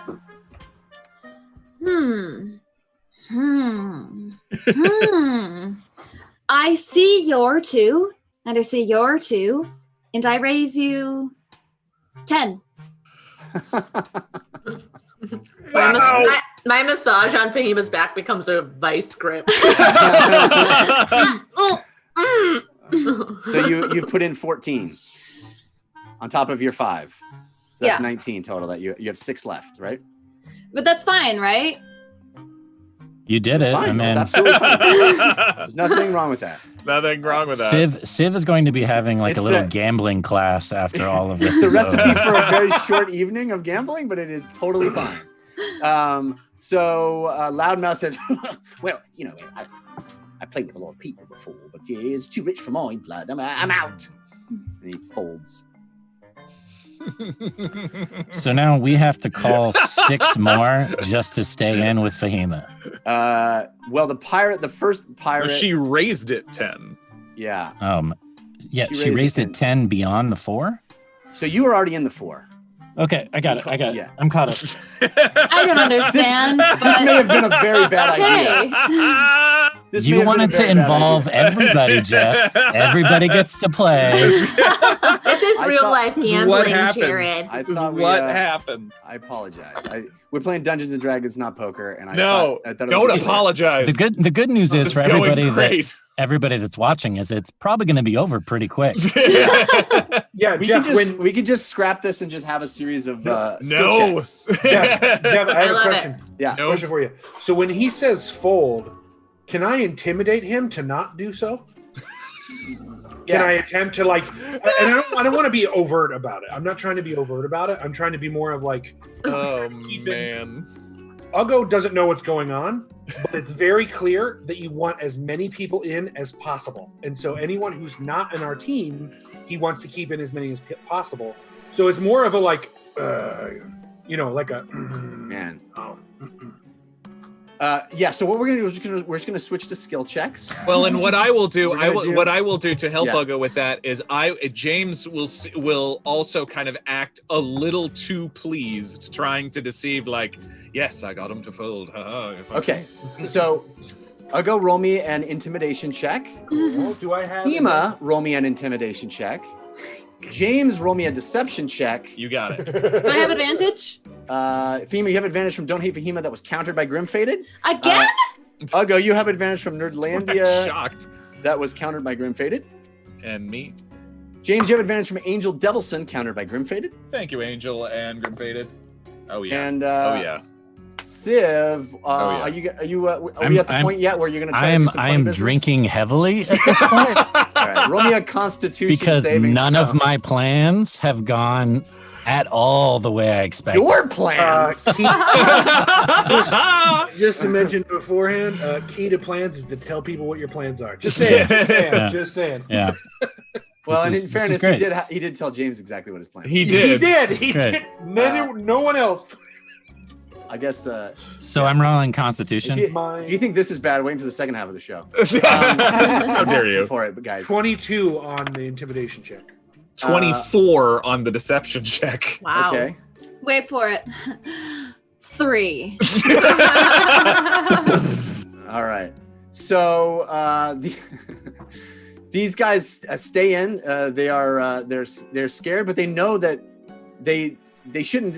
Fahima's not intimidating them at all. They don't think that they know that she's got what she's got, but they're so scared of this big orc fella that they're staying in, and I'm playing the part of the loser. Yeah, which James does well. So let's just keep rolling skill checks because this is just going to be more fun this way. So at a certain point, Civ, you want to do a sleight of hand, right? You want to try to cheat with Well, James? Not on this first hand. I don't have to. I know, but we're fast forwarding because this is not going as well as I'd hoped. Okay. Then, what do you mean, Jeff? This is I know. Let's finish the hand. Have a great time. All right. Okay. So then yes, roll your d6 then if you want to keep going. Roll in the d6. Do it. Okay. Do it. I will. I'm fully entertained, and I'm part of this. So. I will take my biscuit out of my out of my pocket and just sort of kind of nervously making a little bit of but definitely let it crumble into James, you have baked goods? I've been looking for baked goods all day. Oh no, this is just sort of hardtack. I mean, it's not very. Yes, it doesn't even taste very good, and I'm sort of spitting it into my lap. What's wrong with you? Sorry, it's Sorry, it's I'll definitely, when I see that, I'll release Mr. Whisper, assuming that James has a good card. Mm-hmm. Okay. And I will pass my 4 to Mr. Whisper under the table. Cool. Is that a 4 on the D8 or a 4 on the D6? On the D6. Okay. Okay. I'm only rolling okay. So roll me a sleight of hand check for that. James, you have advantage from Pytyrus Stormblade. That was countered by Grim-Fated. Okay, thank you, Pytyrus and Grim-Fated. What? His Not face. Not good. Not good. 5. Oh, That's a 5-er. Oh! So We're about. Things about to get. It's about to get rough. the guy with the 2 teeth, Lopo the jerk, goes, Why do you? "Hey!" what? Grabs your hand. Hey, cheating! No, I'm not. We What? haven't even gotten through the first hand. How could he possibly be cheating? We're not trying to pass you his cards. I That's saw a it. mouse. What do you? Oh my God, that's a mouse. What? No, I was. Mouse! No. What? No, absolutely not. If you're not going to do a legit game, what are we even doing here? You Sir, said- no. It's all a racket. Is that what you think it is? No, not at all. No. I beg your pardon. James, don't you see what's happening? They're scared of you. I Those two are nervous that they're going to lose because Behemoth did such a good move. well, no. I simply understood that. I'm so sorry. I'm still learning the rules of the game. But I was. know the rules of the game are not to cheat. That is this. What I mean, this mouse and There's a guy in the back, and there's a couple of more that move forward. We don't stand for cheaters around here. Yeah. We're all cheaters out this room, not in this room. You don't cheat your cheaters. Yeah. I beg your pardon. I feel very guilty in this moment, but I simply was doing what I thought to be understood as trying to rearrange my cards, and this mouse is my lucky charm. Actually, as a matter of fact, his name is. Lucky you asked me. You know what we do with cheaters? We throw them off the boat. Yeah, we throw them off the boat. Now listen here, sir. Now I beg your pardon. But I've already been hanging off the back of your ship earlier today. Need I remind you that you may not have a ship if it wasn't for us earlier? How about this? How about you let him continue to play, but we agree you can throw him off the ship afterwards. How about not? James! Well, what good would it do to throw him off afterwards? How about we just take his money now? What do you say, boys? Yeah, we should just take his money now. Wait. No, all of you. No. And he looks at you, Civ, because Yeah. you guys had made an agreement earlier. No. Right. See. We decided to make this game, see, because a lot of us on the boat, we're a bit tired of just going about our daily business every day and not having any fun. And some people's fun is you're tweaking the cards a bit. Now, he's a good pirate, just like I'm a good pirate, just like you're a good pirate, Mel. Every one of us is a good pirate. And, if we can play together and cheat, then what good are we as pirates? We should all be cheating. You know what I'm saying? We should all be cheating. Yeah, we're all pirates. We should all be cheating. That's what the game's about, right? It's about cheating your friends. It's what we all do here on the boat. We hone our skills. So when we go back out in the world, when we get back to war, to town, we can get a sucker and find them, and then they use the skills we used here. I can't believe I say this, but Loudmouth has an excellent point. But I apologize. But having said that, yes, as I understood, gambling on a pirate ship, a certain amount of skullduggery and under the table dealings was just sort of old hat. I say we just drink. It's one thing we could do. We could just drink. We could I certainly was winning. drink. Are you saying we should drinking contest? The crowd sort of disperses. Oh my god! Jeff pushes the abort button, and and you find yourselves face to face with a loudmouth who looks at you, Civ, and goes, "We had a deal here. You're lucky I'm such a persuasive talker with the men, because what you could have done with your clumsy maneuvers is gotten us all boiled alive. They don't take too kindly to trying to steal their gold. So maybe next time that you do it better. You tell me you're not good at this before we try." Well, the thing is that I wanted to make my companion think that he was going to help me win, but that doesn't mean that I wasn't going to split the winnings with you. I wasn't expecting that other pirate to be sitting there expecting my friend who knows nothing about gambling, mind you, to try to cheat. Well, it seems a pirate, you know, they know what they're doing. They've been around a few times. They've been inside a couple of taverns where things go sideways. Right. It seems like no one trusts anyone on this ship. Is that true? Of course, you're on a pirate ship, first time. Right. So the only way that Whitebeard keeps anyone in control is through pain and whipping, correct?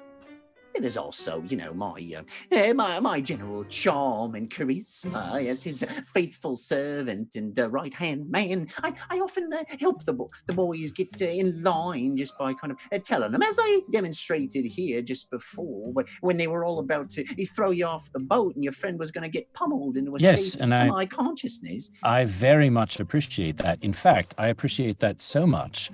I think I can offer you something extra when we get to Boster. Just between you and me, I know a little secret that the prisoner elaborated on, something that Whitebeard doesn't know. Oh, secrets. Well, that's something, you know, you can always trust me with a secret. There's one thing Can I trust you? There's one thing I'm known for. It's keeping a secret. It's not blabbing away about all sorts of things. I'm known quite honestly as a man of trust and a man of confidence. And people always know that about me. I've said it a million times that if there's one thing I know, it's when not to talk. And all the people know me for it. They call me loudmouth, but they know when a secret's a secret, loudmouth keeps it. You know what I'm saying? Oh, my goodness. I tell you what, between you and me, I'll tell you the secret, but the only person that you absolutely cannot tell is Whitebeard. Absolutely. It would be very, very dangerous for both of us if you were to find out. Well, now I'm intrigued, I have to say. I'd like to know what Whitebeard can't know, you know, because I wouldn't tell him, I wouldn't violate the trust that you're definitely finding in me. What's the secret?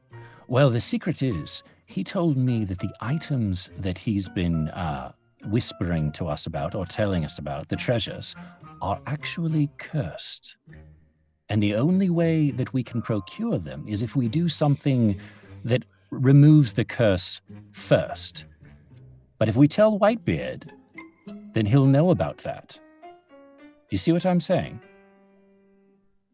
I do. You're saying that we, as a group, are on our way toward a I'm saying between cursed treasure. Between you and I, the items are cursed. And if we don't say anything to Whitebeard, the curse will affect him and not us. And then we can take the items. What's the manner of the curse? Oh, he didn't go into any sort of deep elaboration, but I think it has something to do with death magic. Death magic? That's the worst kind of magic. You know, there's all sorts of magic. There's conjuration magic and abjuration magic. I have good news, my friend. Those two happen to know magic, and they can remove the curse. Can I understand, can I hear Civ having this conversation? I don't want to interrupt, but I would like to try to overhear it. Yeah, are you attempting to have this in, sotto voce? Is this a in confidence conversation? I think I would whisper if there were pirates near, but if there was James or anybody else from our group, I don't think I would care if they overheard. Well, I think, this started out as being the kind of thing where he was chastising James, so it makes sense that you were standing right there anyway, so. Right. Okay, got it. Okay, so so I've overheard all of it. Understood. Mm-hmm. And then I'll take sort of a yes, death magic. Very astute at dispelling all kinds. Are we talking about necromancy? Death magic. Fahima, and a sort of death magic. Correct. Right. When you die, there's magic that comes out of the corpse. It's very true. That is, yes. Infects everyone around it. Yeah. Yeah. I think I've Yes. heard that. I think you know one of my friends died once in a horrible accident. Did I tell you that story? Well, I saw death magic come out of him. Or Oh, maybe it wasn't fascinating. death You did. magic. It might have just been poop. But one of those things happened when he died. They can look I've similar. heard, yeah, it's hard to tell the difference. Yes, that's accurate. Is that what that is? Civ, Mhm. can we have a word? Yes, of course. Excuse me, my friend. No, sure, certainly. Listen, Yes. I mean, this, you know, I appreciate your strategies and everything. I just want you to be careful about. I mean, I think tonight is maybe a lesson in sort of how our communications should be and sort of your plots. I mean, you nearly. I don't want to bring up a sore subject, but back there getting into the forges. I mean, you nearly ruined the whole idea with, angering the king as you did.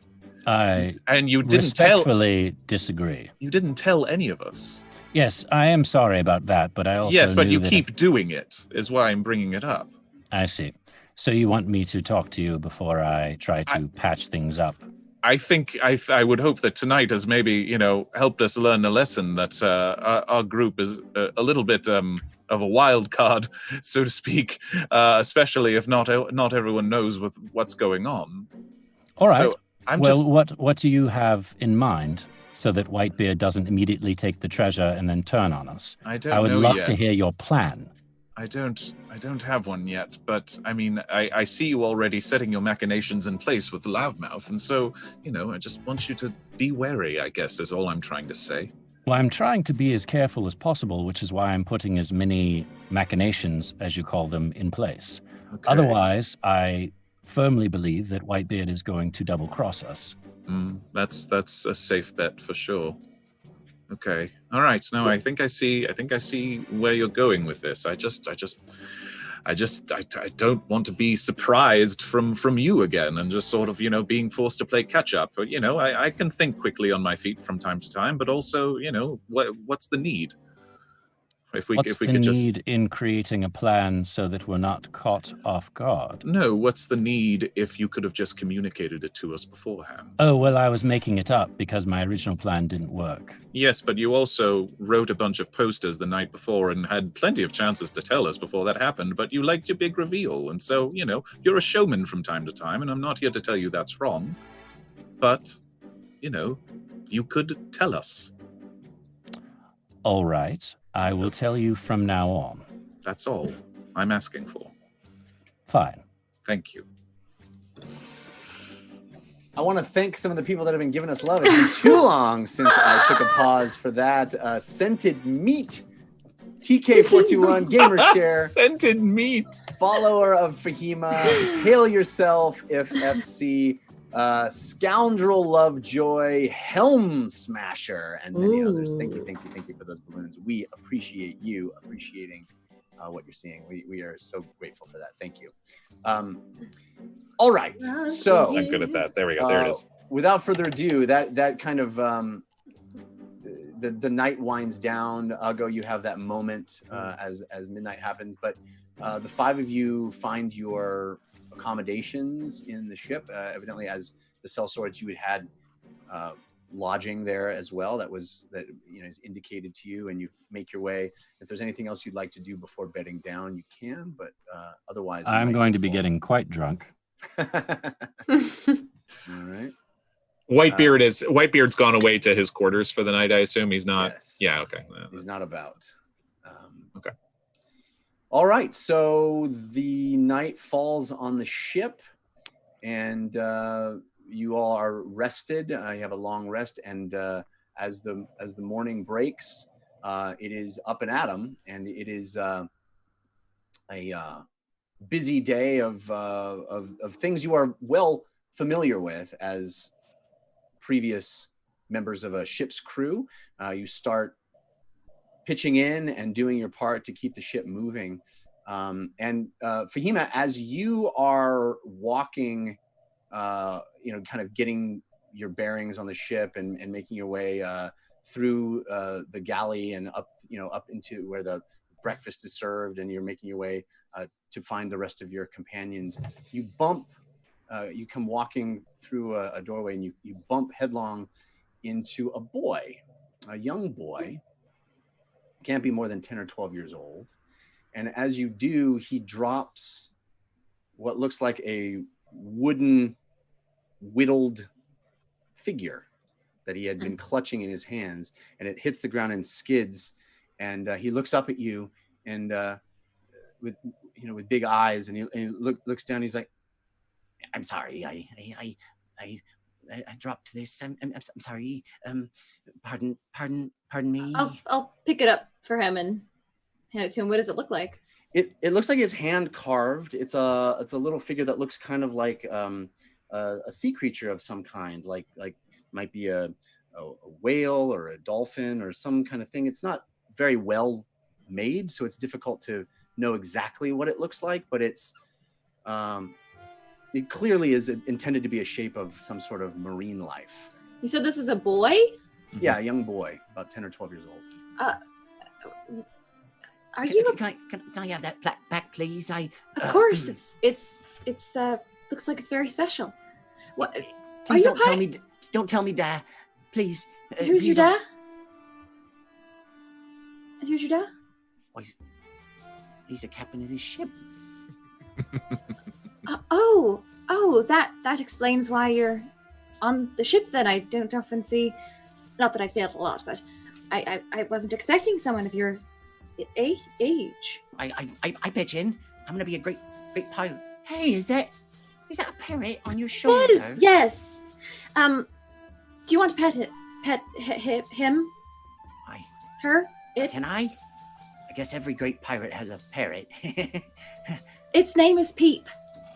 Peep? Peep the parrot? Peep the parrot. Whoa. Hello, Peep. Oh, hi. Quite red. Yeah, Meep will kind of, duck her head and do the whole, cat thing where they're, asking for head rubs. Well, please, ma'am, don't tell me, Dad, about what you saw.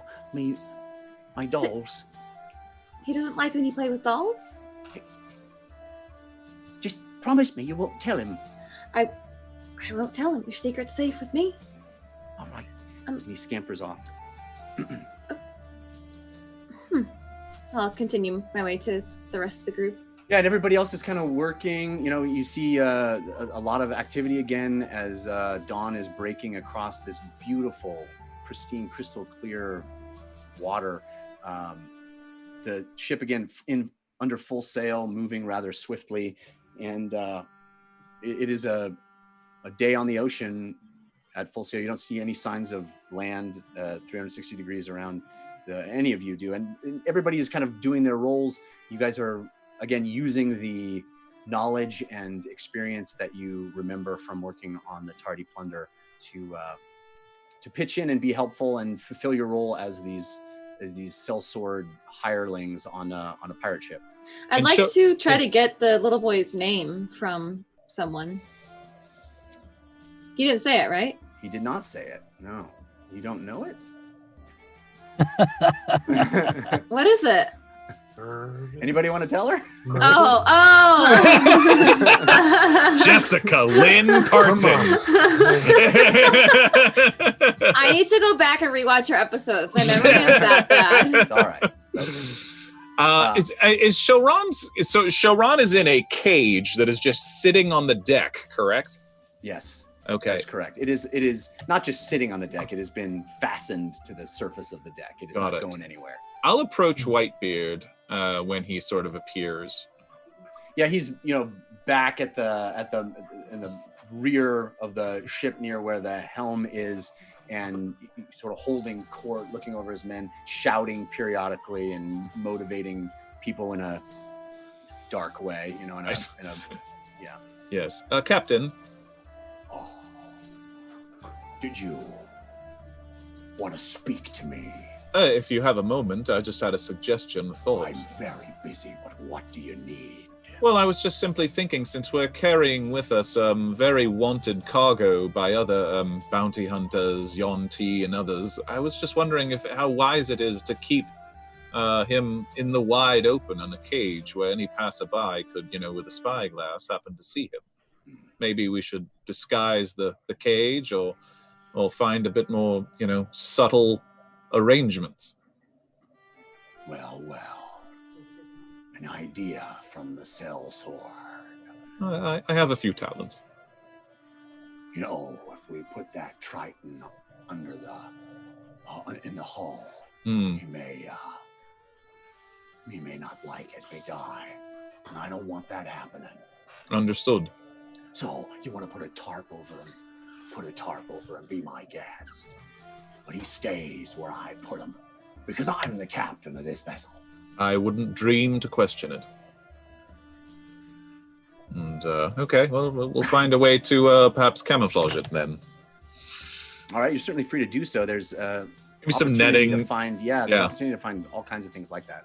Yeah, netting and other such things, just to, basically. Burlap or whatever, Yeah. Canvas.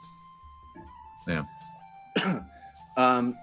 And things go like this for many hours, and you guys are working hard, kind of not infiltrating, but blending in with the crew and becoming pretty comfortable in getting things moving and being helpful and being useful. And does anyone on the crew dislike Whitebeard? Or are they all of them dislike all of them? Okay. Can I stir some of that up? I mean, no. He has loyalty through an iron fist, and some of them even. Does anyone ever talk about like their dislike or their hatred? It would take quite a lot for you to sow seeds of everybody would be scared that somebody's trying to stir up mutiny, or is even a spy themselves for Whitebeard, trying to get them to admit something about. I mean, there's a palpable fear here. This is a despot.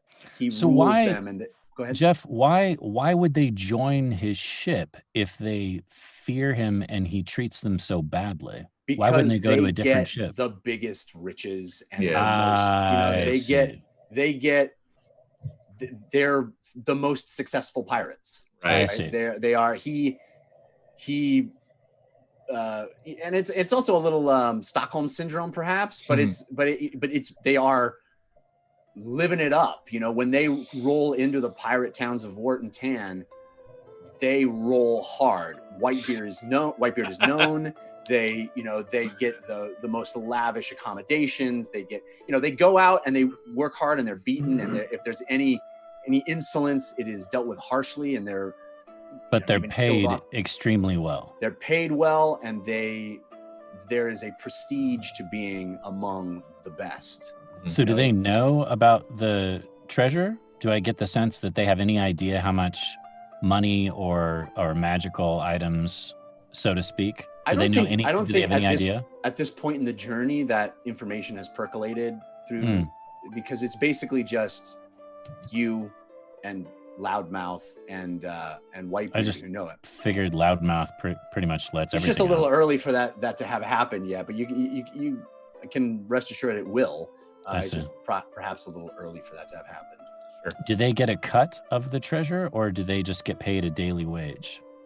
It's a little of both. There's a daily wage, and then when there's a big bounty windfall, there's a cut of that. And he is awful at his heights, but generous at his heights too. He'll go and, like I said, buy out an entire tavern in Wort and throw these lavish parties when they hit the port. And it is that kind of crazy extreme gangster lifestyle, right? I want to get to the group and say, well, I just had a very strange experience. I met baby Mervis. Well, not baby exactly. He was around 10 years old, I'd guess. But it was quite shocking to see. Did you say anything to him? Not much. He just wanted to pet Peep. And, well, now we share a little secret, but I was wondering if maybe Civ, if you had any sort of cunning plans laid, maybe he could be of service, because He owes me one. I have something on him, rather. You mean Mervis? Mm-hmm. Oh.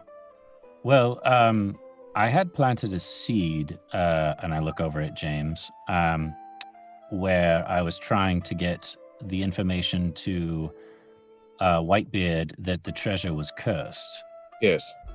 Why? As a way to potentially Buy us time. Yeah, buy us time in case we need to kind of keep Whitebeard away from any of the more powerful items. But wouldn't he just kill the family if he knew that the treasure was cursed? Right.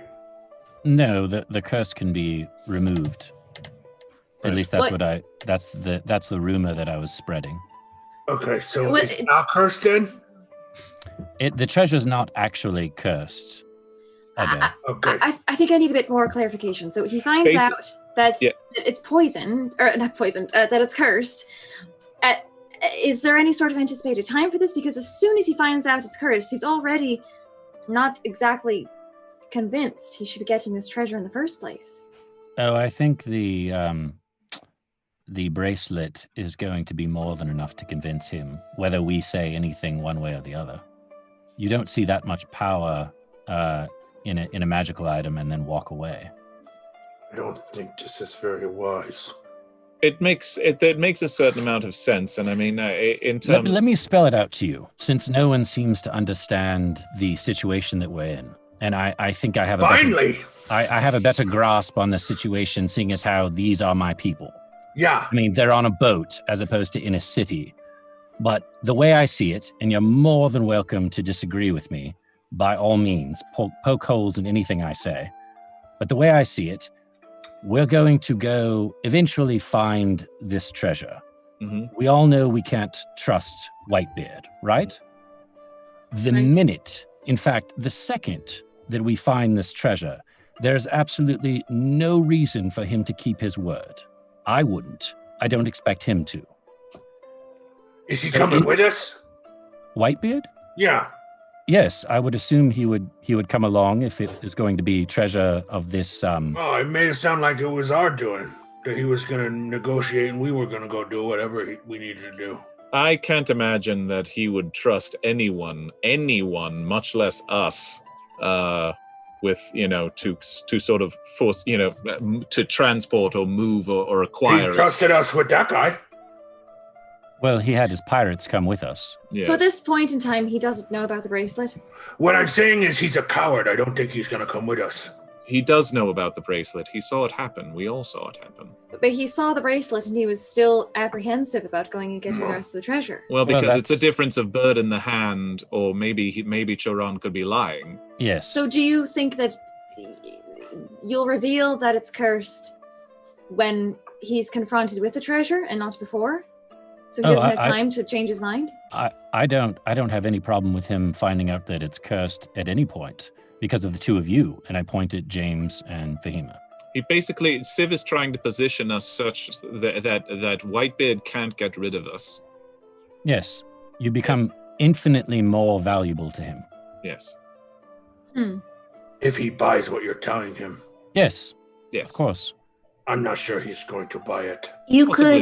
I could, if we get to the treasure and we want to show that it's cursed. Yeah. I could disguise self all of a sudden into something different as soon as I touch it. Mm-hmm. I could, cast a spell that causes a bunch of people to see nightmares and make them run away. I mean, there's lots of things we could do. I could rage. Yeah. Yes. Yeah. Yes, you could, Argo.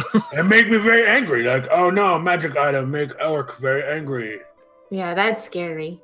For sure. Look, They in the seem end, scared. yes, they should be. You're darn right they should be. The only thing I'm more terrified of, Ugo, than Whitebeard is if I ever truly anger you. Oh, I don't think you could do that. I you hope already not. lied to me about loving Lily, and now we are friends still. This is very true. This is very true. You are my family, Civ. Unless you put knife in back and then tell me you hate me, I don't think there's anything that you could do that would not make me not love you. Well, thank you, my friend. I promise I will never, ever, ever do that to you. I believe you. Fahima, what were you going to say?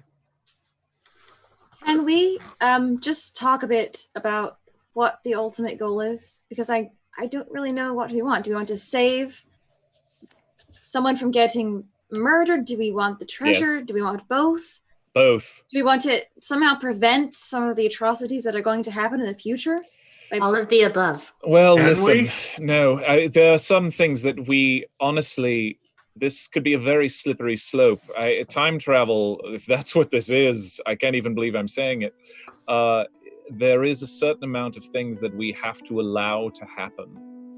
But Like we couldn't kill Mervis, for we example. could not. We couldn't kill Whitebeard. We couldn't because Why?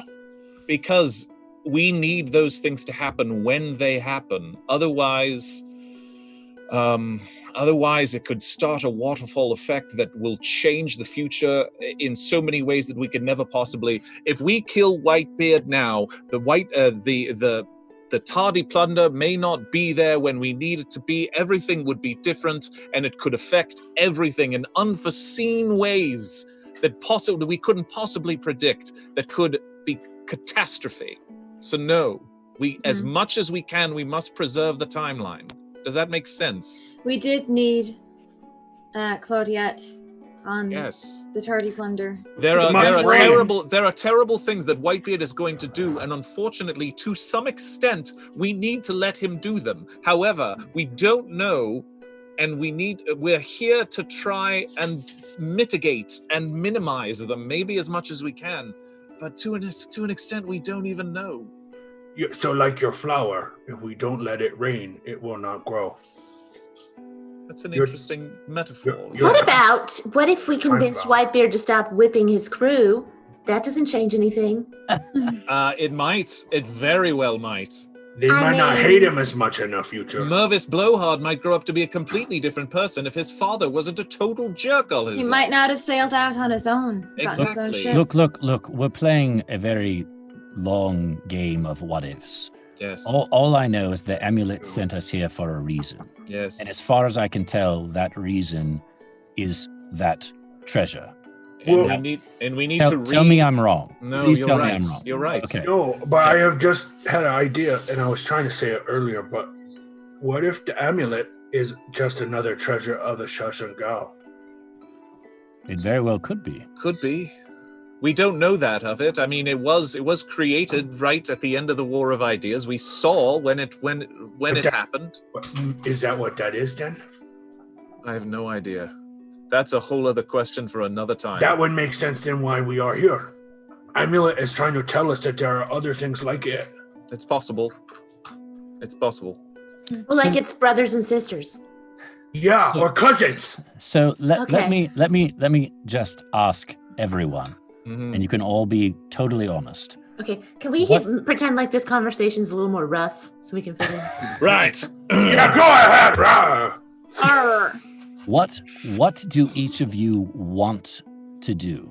And I'd like to start with someone who hasn't already spit out a plan. I've said a lot. James has said a lot. What about the other three? What would you like to do with the treasure, with the Choran, and with the Whitebeard and Mervis situation? Well, I guess I'll say something. I agree to follow your lead, Civ, that these are your people, and I trust you on that with how we actually get to the treasure. I guess my question really is once we get to it, how long will we be in this part of time? And how do we get back to the future? We don't know. So we could immediately get to the treasure and that's it. Mm-hmm. Or there could be more after that. So I know this isn't super helpful, but I think we kind of have to take it one point at a time. I agree. All right. So what would you like to do about the treasure? What would you like to do about the Triton? And what would you like to do about Whitebeard? I mean, I think what we're doing is a solid plan so far. We're going there. I think the cursed treasure's a fine idea. I don't think that we can actually plan all that well, because honestly, I think we just have to, as Lily pointed out, we sort of have to take it one decision at a time, where maybe we know at that, maybe it needs to be staring us in the face before we go, okay, that isn't the future we know, that is the future we know. Whitebeard becomes immensely rich, but maybe Sharon and his family can escape and not completely ruin the future that we know. I know one thing. Yes. We have to save his family. See, that is exactly what I'm talking about. There's no way for me to know that that's the plan without someone actually saying it. I honestly don't know if that's the plan. I hope it's the plan. I hope. So you're telling me hope. that you're all right with the man in that cell dying? That's what you're saying, James. If it preserves, if it means the future that we know is saved because things need to stay roughly the same, roughly. And it's possible that if we can affect any change at all, maybe it's small, maybe it's this, if it means sacrificing what is ahead of us and what we know already happens and has to happen, then yes, he has to die. But James, why would the amulet send us back to this exact point in time if it wasn't to help him? You're right.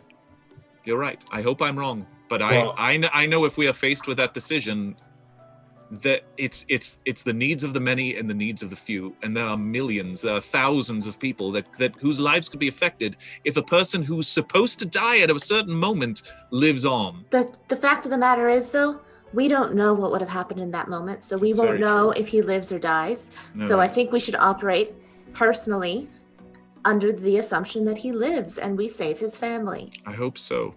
So we're all in agreement. Well, I just want to say that I agree with all of this, and my primary goal is to save any creatures that might be in danger, of course, and keeping in mind that we don't want to change anything, and to do everything we can to save the wardens, because I think that is the overarching goal of this entire experience. Mm-hmm. I think Uggo might be right, that we might be about to find the amulet, or there might be something tied to the amulet. And James is right, we can't sacrifice getting to the ship that will get us to the warden, to free the warden. So right. I just hope there's a key. There's a key to something. We can't do anything more than address each decision as it comes to us, but I just need to keep I don't agree. I'm sorry, my friend, but I do not agree. I think we can definitely everything you said, I totally agree with. What I'm trying to say is that if we're not on the same page, when we get in that moment, we will be fighting amongst ourselves. Yeah. And that will give Whitebeard the upper hand. But he ends this story with the upper hand. That's my entire point. But he doesn't have to. He doesn't have to. I don't know. And you don't know either. I know that family is important, no matter time and place. And I believe that not just Amulet bring us here, but Candle Queen. Listen, James, I understand where you're coming from, but I think let's operate under the assumption right now that we are going to do our best to save that man and his family. I would love to. And if we get in a position where you feel otherwise, so that's the plan, and that's what we're operating on, so we're on the same page. And if we get to a point where you feel, this isn't how I wanted it to go, then you give us a little heads up, and we have a little huddle. We need a word. Yeah, you can get into all of our brains, no matter if we like it or not. So you just do that. You've never had a problem doing that in the past. Can we agree on a word? Certainly. What would you like the word to be, Uggo? What would you like the word to be? Obsequious. And as you say that, there is a that sound that you remember hearing, and the ship comes. It feels like it's slowing down for a second, and you see there's some scuttlebutt on the side of the ship. One of the sides, a bunch of pirates looking over the side and pointing and talking, and that's where we're going to take our intermission. So much inter-party communication happening. That's great. I didn't want to interrupt it, but We are overdue. for Time intermission. travel conflict. I love it. I love it. Nothing makes me happier. Honestly, I also was love like- the guy who makes the decisions. Is like we all have to be on the same page. So I want to. I just got lectured for doing something that I was not supposed to do without talking to everyone first. Right. Yeah. I want to thank some of the people that have been giving us love. Hail Yourself IFC, or excuse me, Hail Yourself If FC, Angel Devilson, Just Jules, Soup Can Sam, Burr Ice, Cold Candor, Jägermeister 21, and others. We really appreciate those balloons. We're going to take a brief intermission. Lord Airband's going to take care of you in the interim, and we'll be back for the second half of the show shortly. Yay. Season. Goodness gracious sakes alive! No, Milo, I told you to quit it. Just stop playing with it. That's it. Done. All right, when are we going live? Are we live? Oh, we are. Hi, hello, everyone. Fear not, fear not. Yes, yes. Our campaign will continue after this brief intermission. Right now, it's time for us to enjoy each other's company, as per usual. How is everyone doing? Is anyone out there feeling under the weather? Yes? No? Milo! What on earth is that? Why would you do that? I bought that for you. That was for your mother. Unbelievable. All right. Is everyone feeling all right? Is anyone out there under the weather? Yes or no? I'm feeling my typical level of under the weather, says Lair Alkinson. Well, I hope it's not more than usual. Hey, Lord A, whose is Milo's mother? We don't know. I really, at the end of the day, I just give him gifts. I've told him I've gotten gifts for his brothers, his mother, his sisters. I don't know. He's not even related to anybody. I'm not sure. It's pandemonium here. Okay, that's another one. That is... Please, don't! Just don't touch anything! Milo, if you're going stir-crazy, you're not alone. Yes, Milo, you hear that? Lily and Civ Fan would like you to know that you're not alone. What? No. Stop that. Don't... That's bad. You don't get close to the microphone, Milo. Sorry, that was him. Is he throwing his little body everywhere? Yes, he is, of course.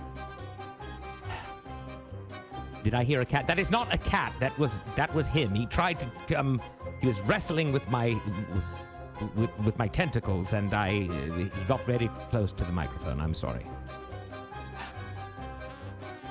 Milo! Milo! We are live! Please! Unreal. That was he had split pea soup for his evening snack, and he is now just all over the place. It's unruly, I must say.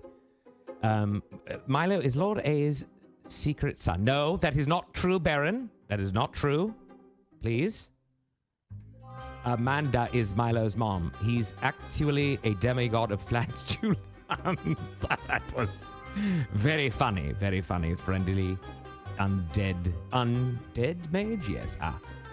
Was that mosquito or did Milo fart? No, that was certainly Milo. Branded nerd, that is exactly what happened. Do not assume anything else, because you would be wrong, okay? Milo, I'm not going to tell you again. Do not come any closer. You need to keep your social distancing. You remember what I said, 6 feet. Get away from me now. All right. Bet you're wishing for the bull right now, huh, Lord A? Yes, Angel Devilson. I never didn't like it, okay? I liked it. Once it started killing Milo, it was one of my favorite things to have happen. No, Milo does not have 6 feet, Heward. He does not. I'm saying he needs to stay 6 feet away. Or for those of you across the pond, 1.5, 1.3 meters. No, 2 meters. I don't know. Whatever it is. William Hellborn, living in Los Angeles. Well, very nice. Why your math goodly? Heward, was that you trying to make a funny joke? Because it wasn't funny.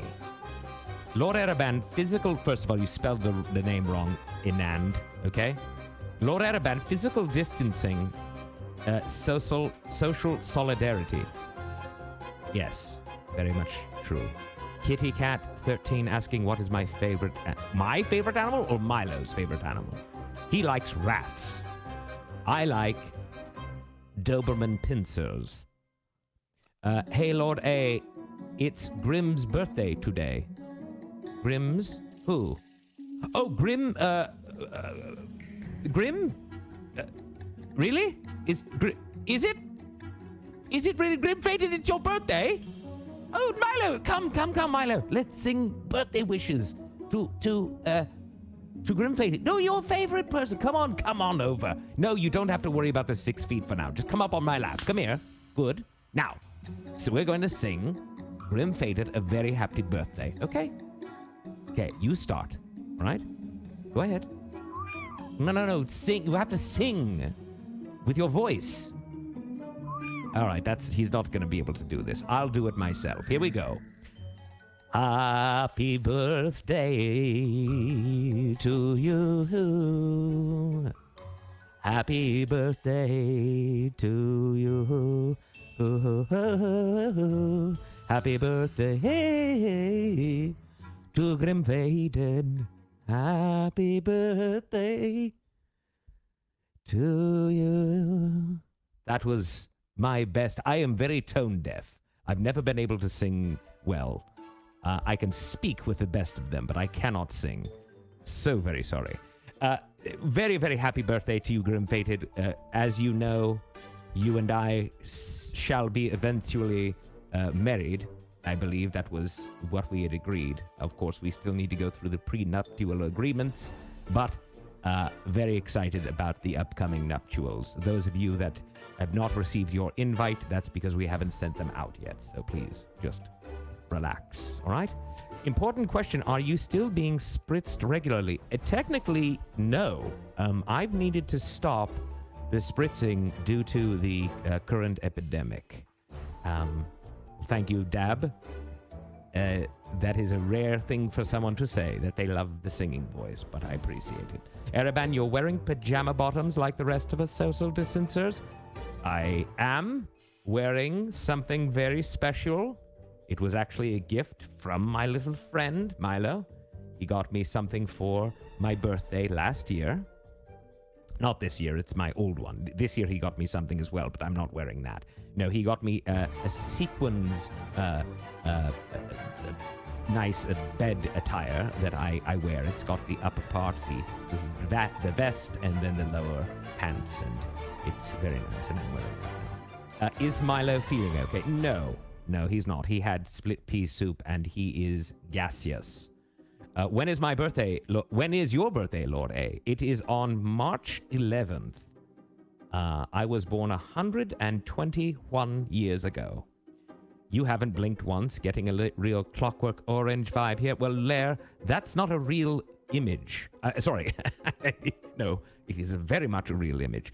It's not a moving image like a picture.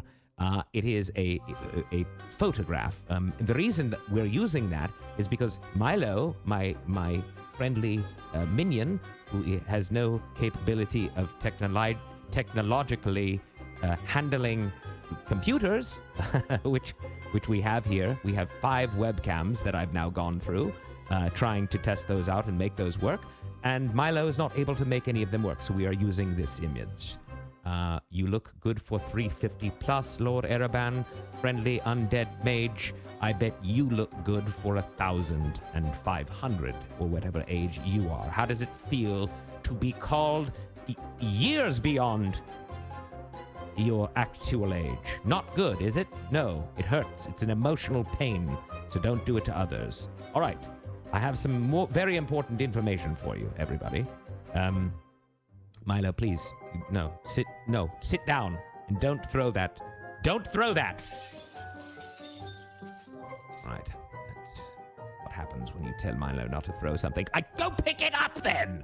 Go outside and grab it and come back in. Do not talk to strangers.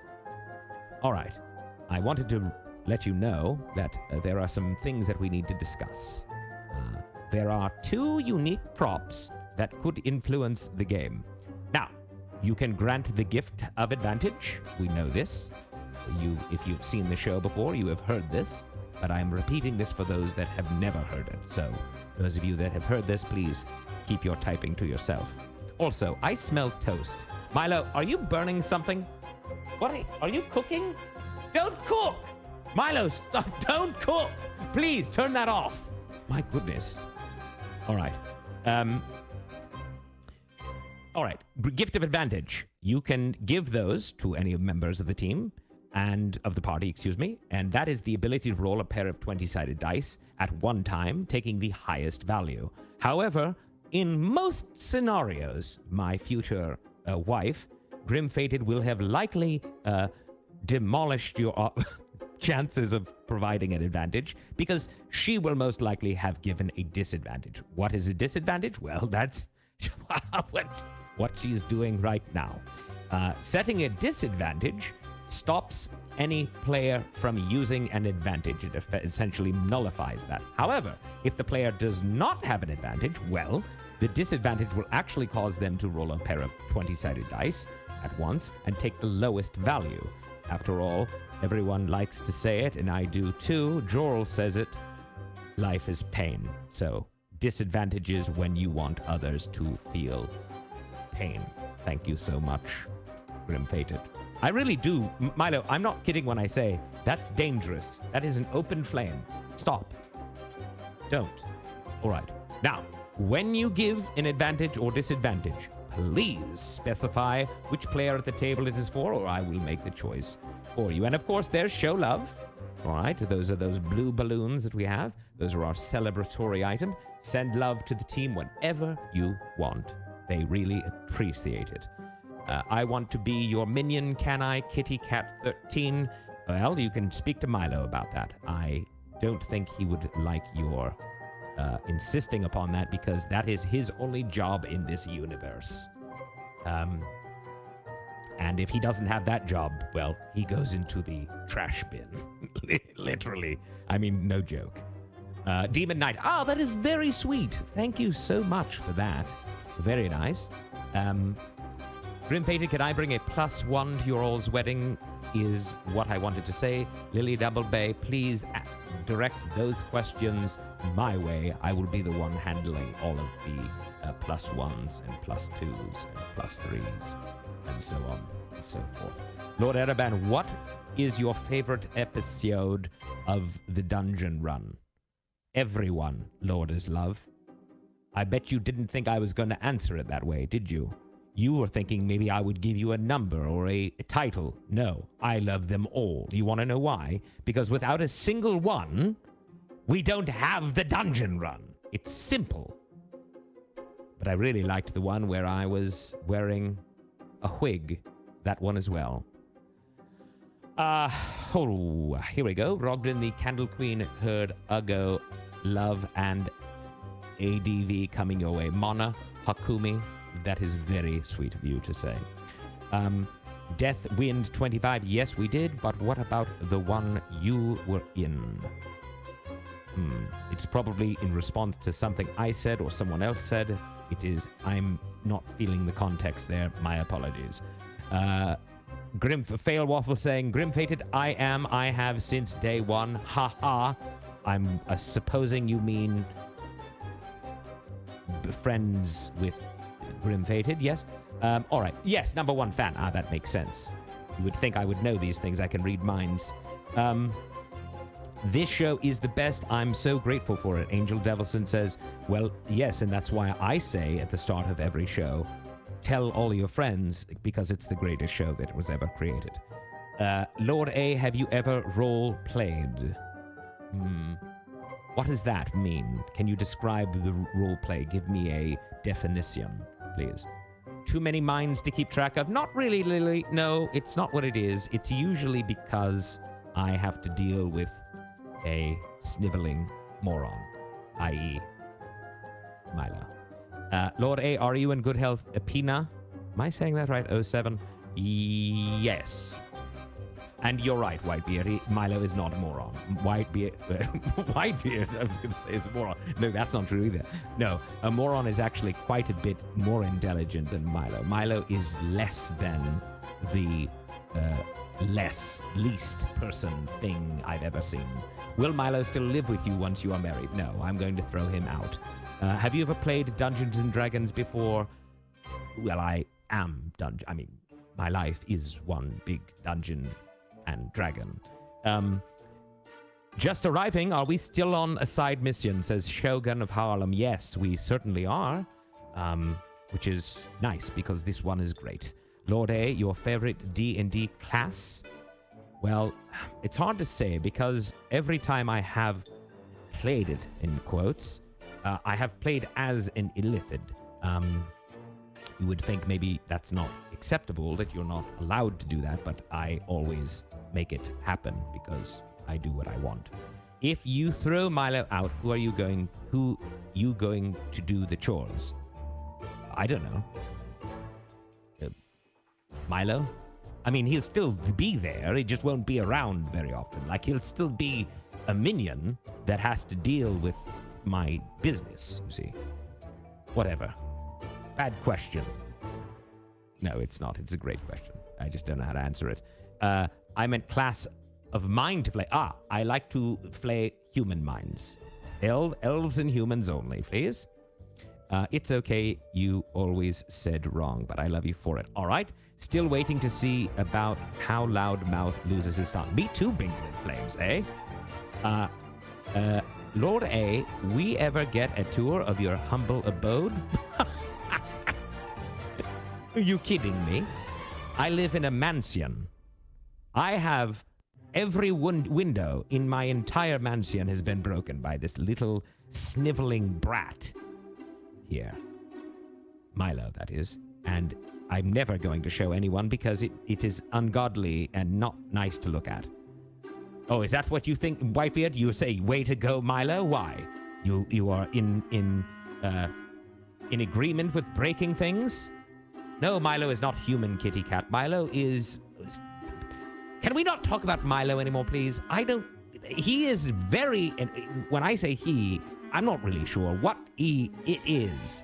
All right? It's an it. And he doesn't need your attention. Lord A, favorite villain on the show? Very good question. I like villain on the show, eh? I would say I like Urtenfurt because he's smart. Very smart. Yes. What has been your favorite part so far of the entire run, Angel Devilson?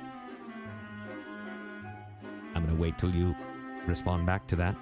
Yes. My favorite part was the part where, guess, Branded Nerd already answered it for you. That's right! When I got involved. No, that's not really my favorite part. That is the best part. My favorite part was when they were flying on the Pegasi, because I love horses and wings and horse wings and things like that. Sky Thighs, yes.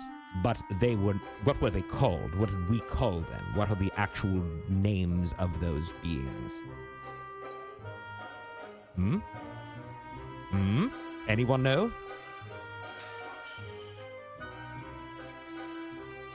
I know. Bring that to me. Bring it here. Let me see that. Okay. Do you know how much I paid for that? Do you? I bet you don't know, because you don't speak.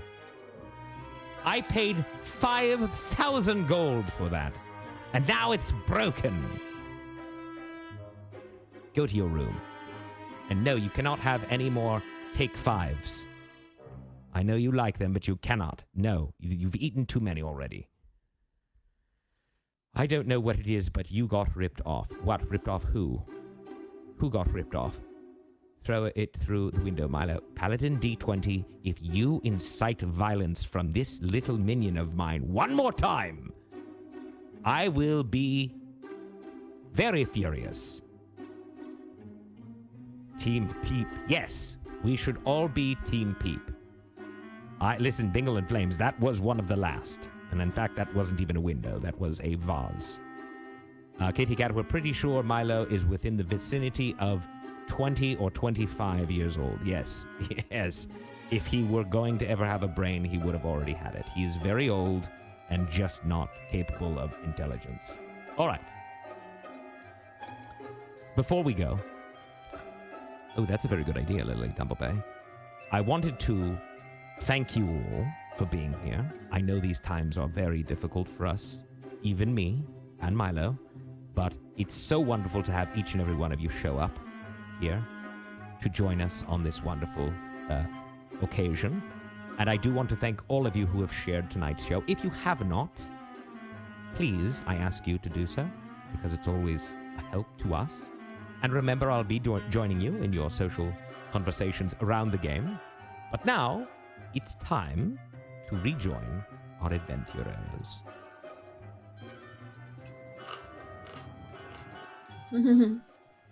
Hey.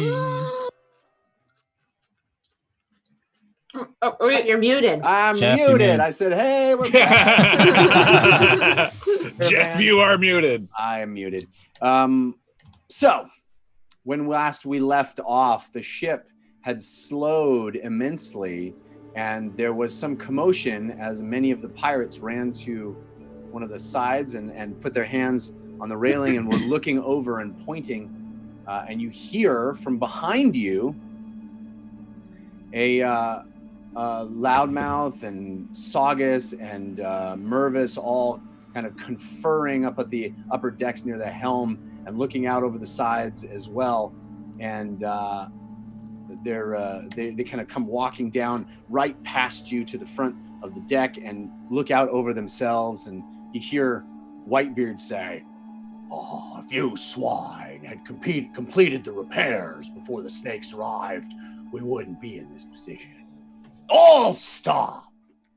And the pirates kind of scurry, and there's sails are taken in, and ropes are pulled, and the ship slows immensely and kind of starts coasting through the water, and you are sitting there basically kind of not moving after a period of time.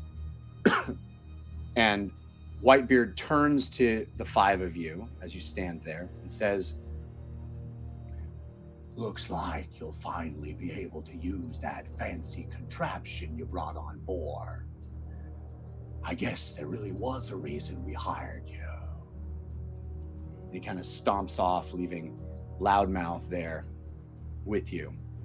What is he referring to, everyone? Well, you are gonna have to make some repairs. You know, it's your time. It's your time. Okay. Yes. I guess it's our time. And he leads you up the deck and into a sort of a side area right toward the rear of the boat that is near the railing, and you see there are supplies kind of stacked there, and there's this enormous iron barrel. Okay. This old thing? Yes, iron barrel. Well, you're gonna have to do the repairs yourself, see? Because that's why we hired you, and you guys talked about the five of you needing to be a team for these things. All right, hold up. I know you're not at a loss for much to say, but what repairs exactly do you want done? Well, you probably have to clear all the stuff that's clinging to the side of the ship now. They say we run over the barnacles again, or whatever you want to call them. The puffs, some people call them the lights in the sea. Whatever you want to call them. They're all over these parts, and I'm so glad you're able to do what you're able to do with your expertise in using this kind of machinery. Jeff, can I walk around the iron barrel to see what it is? Same, yeah. Investigation, or basically, like, are we able to tell what sort of contraption this is? Yeah, it is a. I think I know, and I'm very worried. You should be. What is that? No. What is that? Oh, It's no. my favorite Morgan. That is a terrible shot of me. Dear God, I didn't even recognize myself. You need to do the rest of the show like that, Joe. Okay. We'll see. All right, so roll an investigation check. Anybody that wants to. James, you have advantage from Pytyrus Stormblade that was countered by Grim Fated. Thanks, Pytyrus and Grim Fated. What I about want me? to. Everybody's doing it? I want to roll a history check. All right. Civ, you have advantage from Scented Meat that was countered by Grim Fated. Thank you, Scented Meat and Grim Fated. Fahima, you have advantage from Follower of Fahima, countered by Grim Fated. Anybody else? I'm gonna talk very to. confused. I'm gonna talk to Loudmouth while they're doing this. It's a 16 on investigation. Yeah, Civ? 20. 9. 9? Yeah. Dirty I think- 20 on history. History. Yeah. James and Civ, as much as you kind of scour the sides looking for any signs of what this thing could be, Fahima, you history is an intelligence check, right? Mm-hmm. Yeah, I just figure, if you're, I'm not the one who read the book about ships, but it's in that similar vein. You with your 20, you reach up and you're kind of feeling around on this thing. You kind of remember reading something about potentially there being, and you feel a click on the top of this barrel. It's like you flicked a switch or found a latch, and the barrel begins to move and open. It goes whoosh, shoo, shoo, shoo, like it's like the sound of gears moving and steam coming off, and it unfolds itself into these compartments that are sort of circular in nature. Okay. And it's got these claws that kind of come out, iron mechanical claws. I know what this is. Mm-hmm. What is it, Jared? Well, I mean, I know, but Civ doesn't know. Do you I really- get this. Is it a steampunk Hey, submarine? Fahima knows what it Yeah, is. Yeah. So what is it? It certainly looks like an apparatus of Quailish. Yeah. What? Of Quailish. It's like a like it is kind of steampunky, but it's like this submersible that you can get into, but it's like the form of a crab, right? It kind of looks Yeah. like a crab. Yeah. This is an old school D&D. That's thing. very old school. yeah. Yeah. Wow. But this is heavily homebrewed, so you gotta trust me on this one. Sure, of course. Good, even playing field. Yeah, this is straight up homebrewed, but it is. How many does it sit? Well, your textbook apparatus of Quailish seats 2. Mhm. This seats 5. Okay. There are 5 individual stations that are in a circle. So imagine kind of a disc with 4 stations on each of the compass points, right? So it's a circular thing, and there's a station north, a station south, a station east, and a station west that are seats for people to sit in. And then the 5th person is in the center of that circle. Mhm. So that's how you would get into this thing. Who controls the claws? Well, you'll have to get in, won't you? And it has legs like a crab? It has 2 claws that go out, and sort of like spider legs that can move as well. But it It does seems have- it seems buoyant. Yeah, it's made for going into the water. Wow. Oh, so It's a So- submersible. it's heavy. Yeah. Submersible. Okay, yeah. It's iron. So, are you guys getting Yeah. into this thing? I'll crawl into it, sure. Right. I'll look at Loudmouth and go, yes, this is our special weapon. I'll look at Loudmouth and go, "It's crazy that you don't know how to use one of these things. Your crew really, you're the best in the Totally. business." Oh my God.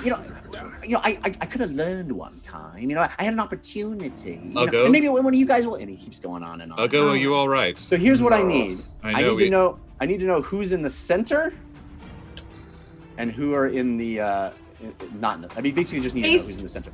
Although, if you don't want to get in, that's. Also I was gonna say I'll notice Ugo's kind of rising. Yeah, and you also hear him whispering to himself. And you've also mentioned not claustrophobia specifically, but you have said something like this before, so I kind of put 2 and 2 together that Ugo's gonna have an issue with this. Yeah, and you can see him. He's clearly whispering something to himself.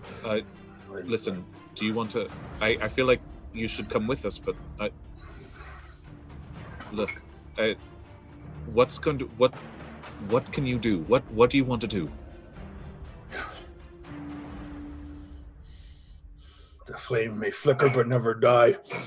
We shall do this. Yes. You will have to help me. Why are you scared? It's a tight space. Ugo is not afraid. No, you're not. I'm going to pop my head out and be like, there's lots of levers and buttons in here. And then I go back down in. Based on my history check, do I know what what each seat might do? From what I've read about this? We're going to get in, aren't we? Okay. All right, that's a no. Jeff, you guys, let me put it this way. If nobody gets in, I'm going to start pushing levers. No, I'm getting in buttons. for sure. I'm just Ugo making goes sure. up to the entrance of it. Which seat has most room, Jeff? Yeah. Boy, there's In the middle, huh? In the middle, probably, yeah. The middle is the only section where you would stand. The other 4 seats are seats. Yeah. Maybe you should stand, Ugo. Yeah. Yes. Yeah. Okay. You take the middle. Okay. Oh, you got this, and I'll give Ugo bardic inspiration. Nice. All right. Oh, thanks. So. And I'll give him a tap of guidance on the shoulder if there's anything. D6, D8, D10? D8. D8. Guidance. I'll take the rear, I guess. I'll be the front. I'll be in the front. I like claws. Well, there's not really a front. There are color-coded seats. Okay. Ugo is in the center, standing. Right. Okay. And then let's just, for ease of use, we'll say Fahima is in the red seat. Oh. Typical. Lily is in the white seat. Cool. James is in the green seat, and Civ is in the yellow seat. Sure. Okay. So you get in, and it is indeed pretty tight confines. Okay. But you get in, and each of your stations has a window and a number of, as Civ noted, levers and buttons. And you feel you see as you start to climb into this thing, the same apparatus that was used to hoist the cargo in from the sand when the ship was being loaded is used to sort of hook this thing and dump it over the side, and you go splashing into the water, and this entire fairly large but still tightly packed 5-person vehicle splashes into the water. And so what you see are, Ugo, you are standing in the center on what looks like a hatch that may open beneath your feet. Directly in front of you, you see a gauge that looks a lot like a thermometer. It's long and thin, and it has notch marks evenly spaced out along it. Okay. And at the 8th notch mark is a red line. Okay. You also see a button with a symbol that looks like a spiral on it. Okay. No. You may want to note this down. You thought poker was hard. Spiral button. At what point does Ugo lose it and rage and just start smashing things and like pushing buttons? Don't even put that out there. We're gonna find out what happens when all of Jeff's players lose it and rage. I fell in love with this idea, so we're doing it. No, I no. love it. I'm into it. So Ugo, you it's like we're Voltron. Yeah. Right. I mean, you were just having a whole conversation about how you have to be all on the same page and work together. So we're gonna see. Yes. Okay. Jeff, is it possible to share a picture of the machine so that we know like what's going on, or can you not share? You think I drew this? It's called a squalache apparatus. No. Qualish. Apparatus of Qualish. Yeah, but you're not. Nothing to do. This is Nothing to not- do with my little green Yeah, friend. right, All right, everybody needs to listen. Yep. Okay. Okay. Ugo sees thermometer looking thing, 8th notch mark, Red. red line. Okay. Squiggly button. A switch with a swirl on it. Okay. Okay. Above you are 2 pulleys, Okay. one with an arrow down and one with an arrow up. Okay. Okay. Then a large switch with a symbol that looks a lot like the hatch you're standing on. Okay. Got it? Yep. Everybody else is in their own little closed off area. Okay.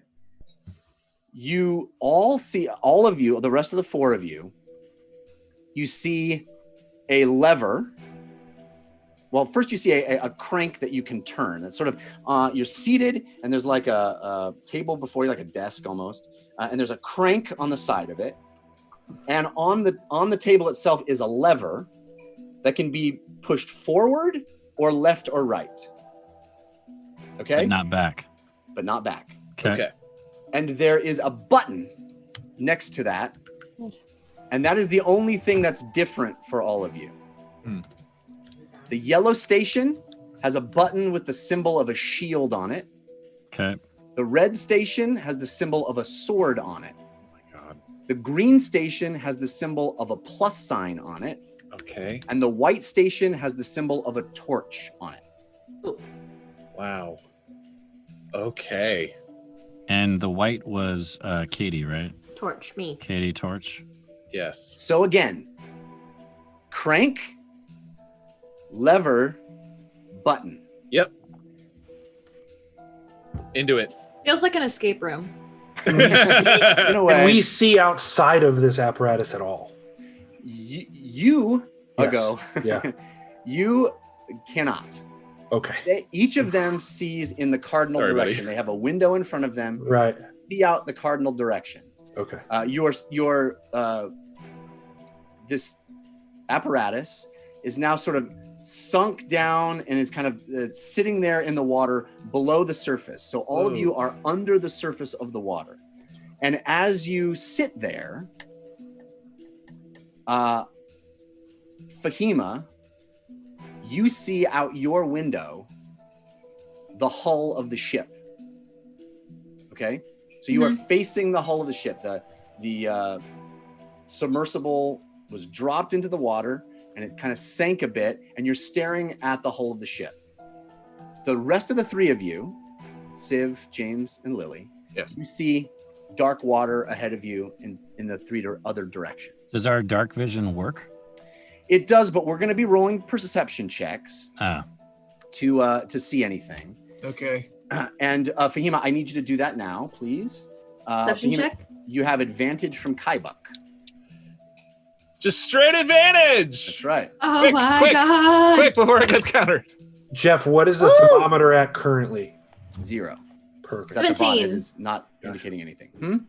17. 17. So as you stare at the hull, it is murky water. It's not that crystal blue that you had seen earlier in the day. Yesterday, when you landed off of the island, it would all been very crystal blue. Now it is a little murkier. You know, there's that particles in the water that you see. And on the side of the boat are these sort of bulbous, pinkish, pulsating little sacks almost that are stuck to the side of the ship. And they kind of are glowing a faint pink glow. It is actually quite beautiful to see, but they clearly are latched onto the underside of the hull, probably about 15 feet in front of where you are right now. And they seem to be perhaps the reason that the ship came to a stop. Do they look squishy or do they look like what are those called? The shells, the mollusks? Is it Barnacles? No, they definitely look a barnacles. little more squishy. But there's you rolled a 19. Is that what you said? 17. 17. Yeah, you can see that there's texture to them. They look like almost like they would be prickly or sharp. And there's little like in the center of them, they almost look like little donuts or what are those cookies that you put the Hershey Kiss in the middle of? The peanut Oh one? yeah, I don't know what those Like are where called, the but Hershey Kiss would be in that cookie. There's like a thin sort of wavy little, almost like a seaweed or a thin eel-looking kind of thing that's kind of hovering in the water there, but it looks very thin and very sharp. Mm. So I suppose we're supposed to clean these off. These pink. Is there any kind of like intercom? You are free to talk to one another. You can hear. Oh, we can hear each other. Okay. We can't see them, Fahima. I think you're the only one who can see them right now. Oh, okay. So I'm facing the hull of the ship, and there's these sort of pinkish, spiky bits that are stuck to the ship, and they're glowing, and Loudmouth mentioned needing to clean something off the hull. Maybe that's it. Right. Jess, would Lily know what that is? You don't. I don't know if you've seen anything quite like this before. Why don't you roll me a history check, Lily? Let's find out. Nothing like this in the jetty. You guys did not experience anything like this in the jetty. You had advantage. Oh my god. Oh, go ahead. You got advantage from Lily Dumblebay, but it was countered by Grim Faded. Dang it! Yeah. I really needed Did you get 10. 10. You recall something. You recall hearing something about glowing things that stick onto boats when you go far enough out away from Bingle, but and you remember hearing that they are quite dangerous and damaging to ships. But beyond that, you don't know any details of how they work or what they're called or anything like that. Got it. Okay. Jeff, I would like to push my lever forward and begin to move the crank slowly. All right, so actually what we're going to do is we're going to roll initiative, and we're going to do this in an order. Okay. So, Civ, you have advantage from Follower of Fahima, but it was countered by Bingle and Flames. Bingle and Flames! Fahima, you have advantage from TK421, countered by Grim Faded. No! James, one! You have advantage from TK421, countered by Grim Faded. Thanks, TK and Grim Faded. Ugo, you have advantage from TK421, countered by Grim Faded. Lily, you have advantage from Lily Dumblebay, countered by Grim Faded. Countered by Grim Faded. Okay. All right. So, Civ, what did you get? Already 20. Nice. Fahima? 11. James? 10. Ugo? 25. 25? Yep. Wow. Captain Ugo. 24 because I don't have the +1 initiative belt. And Lily? 17. 17. All right. So we are going. Ugo, Civ, Lily, Fahima, James. Yep. Right.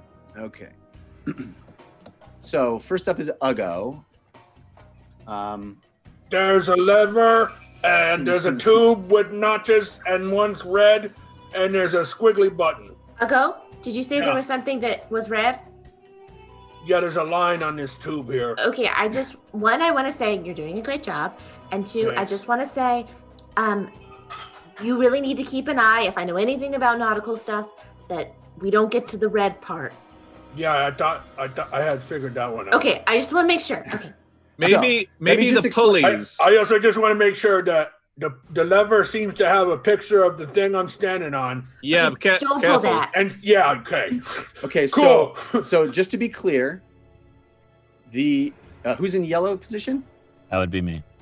In front of you are the two claws sticking out in front of you. Okay, these two, like, they almost look like crab claws, but they're made out of iron. They're clearly mechanical. And each of you on your turn is able to do two things. And if you so choose, you're able to use your movement action to swap places into the center. You can't swap places with each other, but you can swap into the center should you so choose. Okay. Wow. With the that would have to be with the consent of the person in the center. Of course. Okay. So you were able to do two things. That would be a lever button. You know, any combination of those two things. You can choose not to do two. You can choose to do 0 or 1, but you have to do 2 things, or you can do up to 2 things in a specific order that you tell me. Okay? Cool. I'll go. Maybe try that arrow up pulley. Maybe that'll move us forward. Oh yeah, I forgot those were there. Yes, try one of those. I will pull the up arrow. Okay. Pulley. Nothing happens. Nothing happened. Try the down one. Also, nothing happens. So we are up to Civ. Great. Okay, I'm just trying to get used to my claws. So these claws, not my claws. Like Civ's a baby again. Oh, and yeah, and also in front of you, sorry, Civ, in front of you, there seems to be a button with a picture of the claws on them that is on a sort of a higher level than the desk that you have. It seems to be a section above that. Does that make sense? So there's like a second button. Yes, a second button on a sort of removed second shelf. Okay, so I have a button for the shield, right? Mm-hmm. And another button for the claws. Correct. And then I have the lever that goes forward, left, and right. Correct. Okay, then I am pushing the lever forward, which I'm hoping extends the claws. Nothing happens. I don't think this apparatus is on, so we need to turn it on before anything is going to happen. Is there an on switch in front of anyone? Probably I have a button that has a squirrel. The spiral button, maybe? Yes. I will do that on my turn. You have another move that you can do, Civ. I mean, you could swap. Yeah, I wouldn't swap though. Because no, not a move. I'm sorry. You have another action. Right. Sorry. I'll try the button for the shield just to see if anything happens. Nothing happens. Yeah. So, like I said, I don't think anything's on. So we're going to have to either swap out with Uggo or wait until Uggo can hit the button. And that's Lily, my turn. your turn. Wait. Again, there's a button, a lever, and a crank. Okay. Well, I'll just turn my crank. So you turn the crank. I need you to roll a d4. Okay. All right. That's something. 1. Uggo, in front of you, the little thermometer goes up 1 notch. Oh, the thing went up 1. Okay. Do we feel like we move at all? No. Okay. I can't count, so I don't know how many till red, but it looks like a bunch. You can't count to 8. I'm gonna push my forward button and see if that does anything. So you are in the white position. Yeah. So everyone feels the entire apparatus. You hear this, and Fahima, you notice the hull of the ship move to your left. Oh, so I'm moving to the right. Okay. So yes, the crank. And Uggo, you notice that the thermometer thing now goes back down to 0.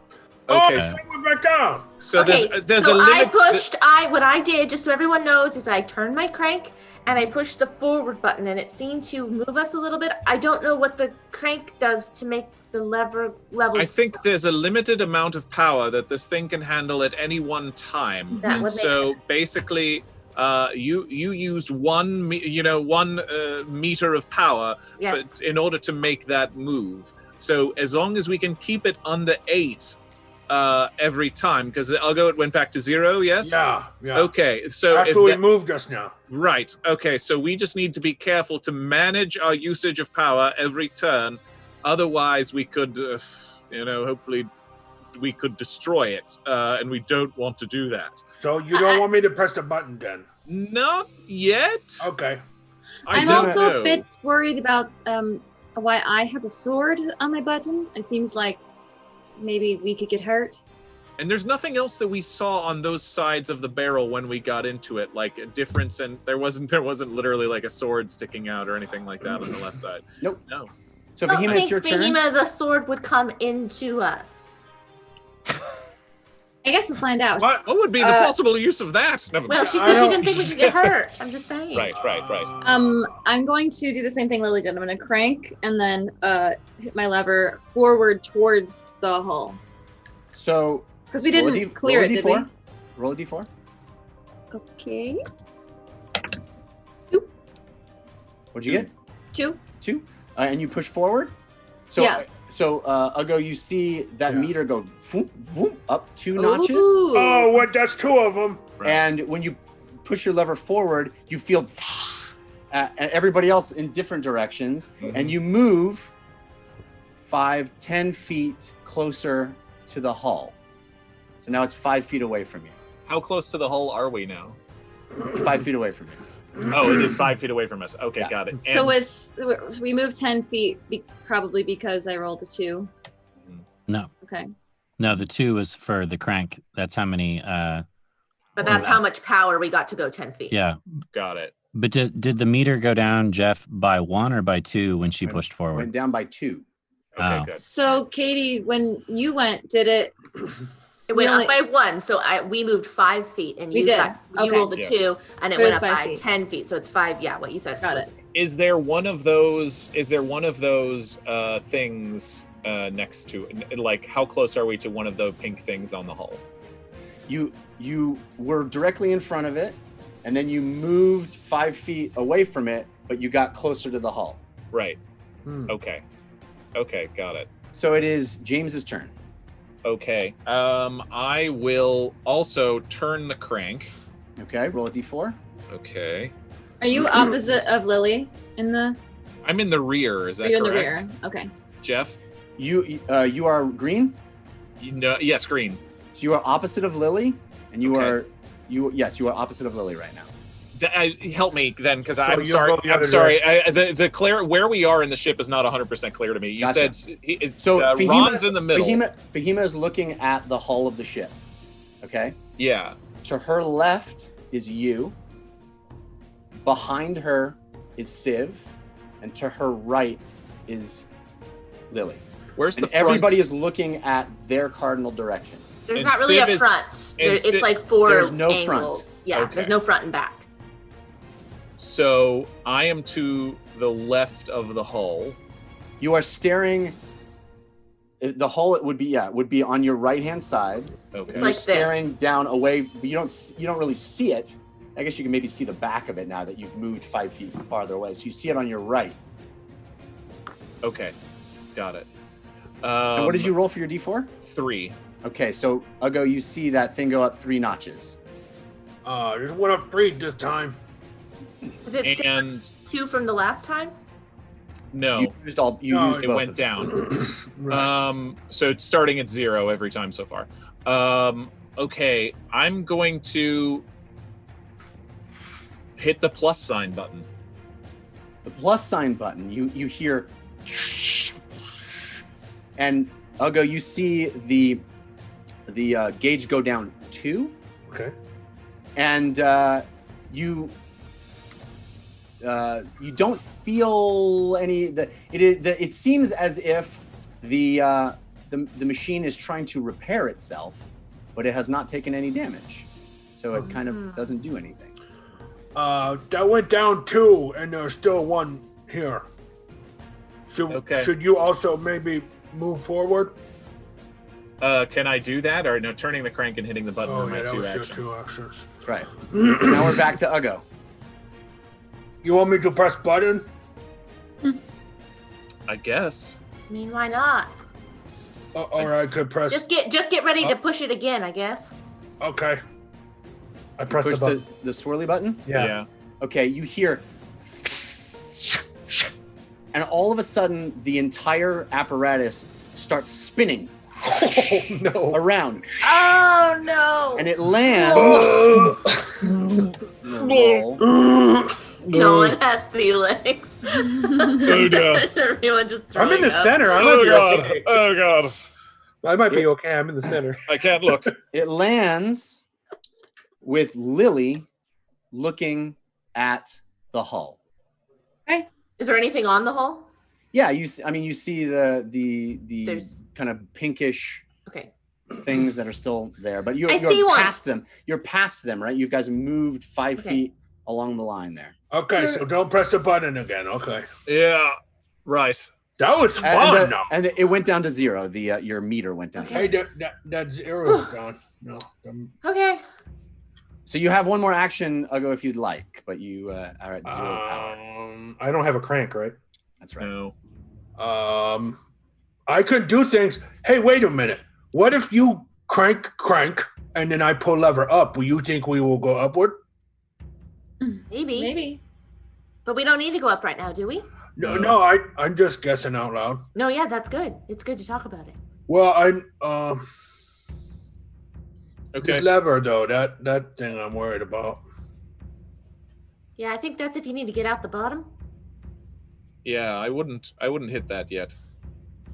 Okay. If it's sort of a reverse ejector seat. I'll go look at the lever and takes his time. So whoever's next can go next.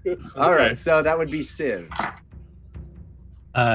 Just to clarify, originally Fahima was facing the ship and I was in back.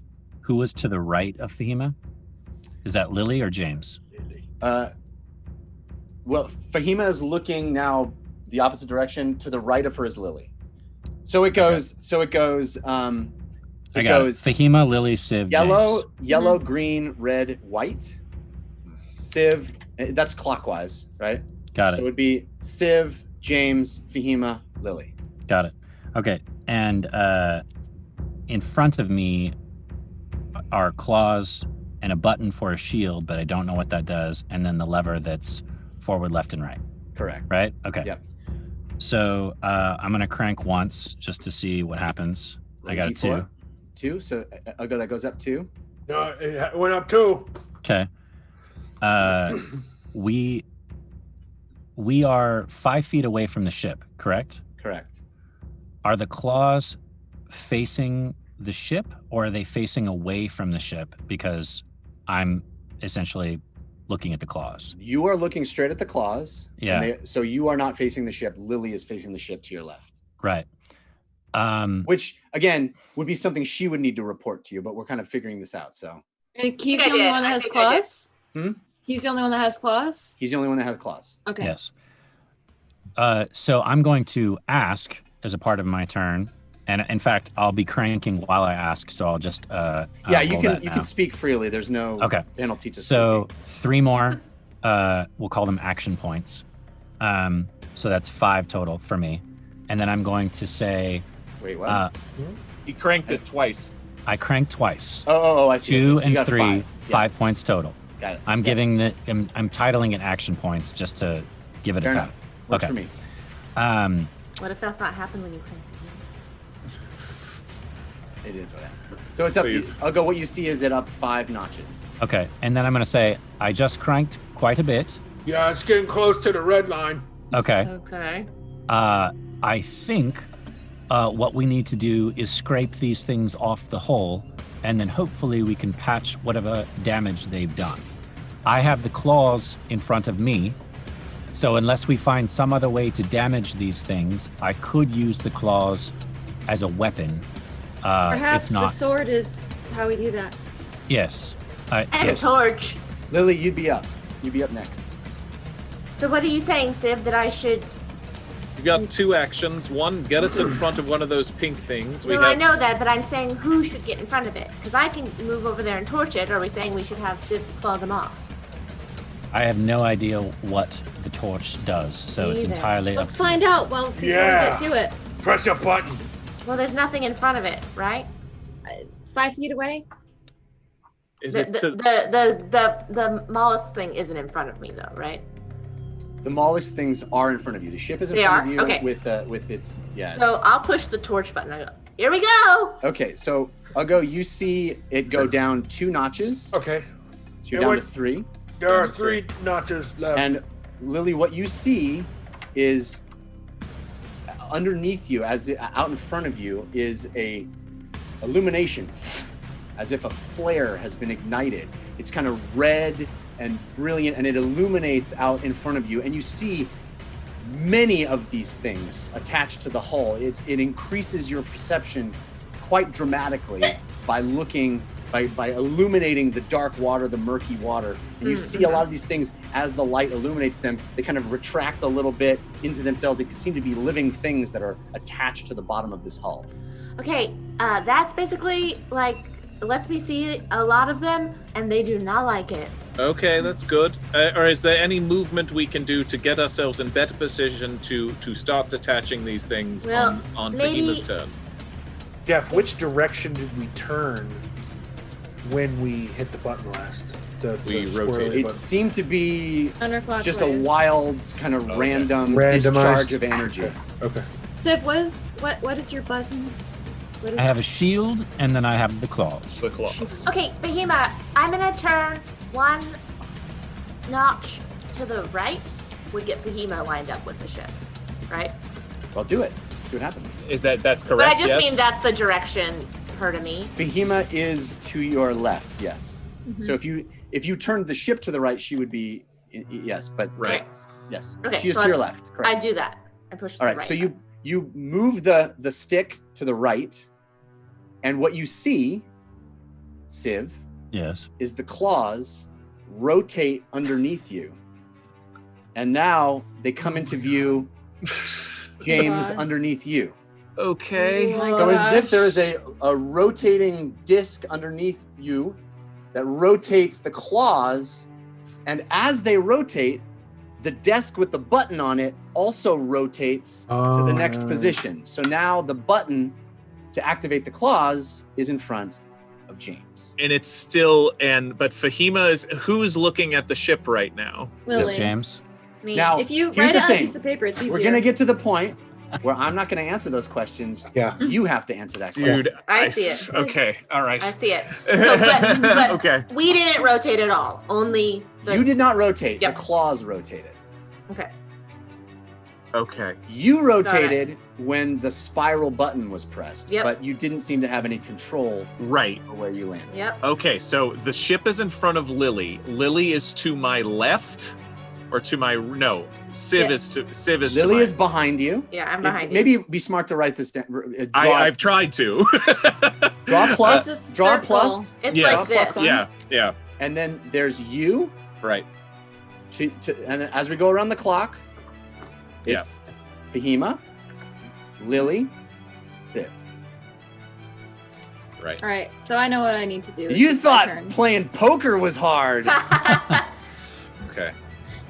How many did that go down now?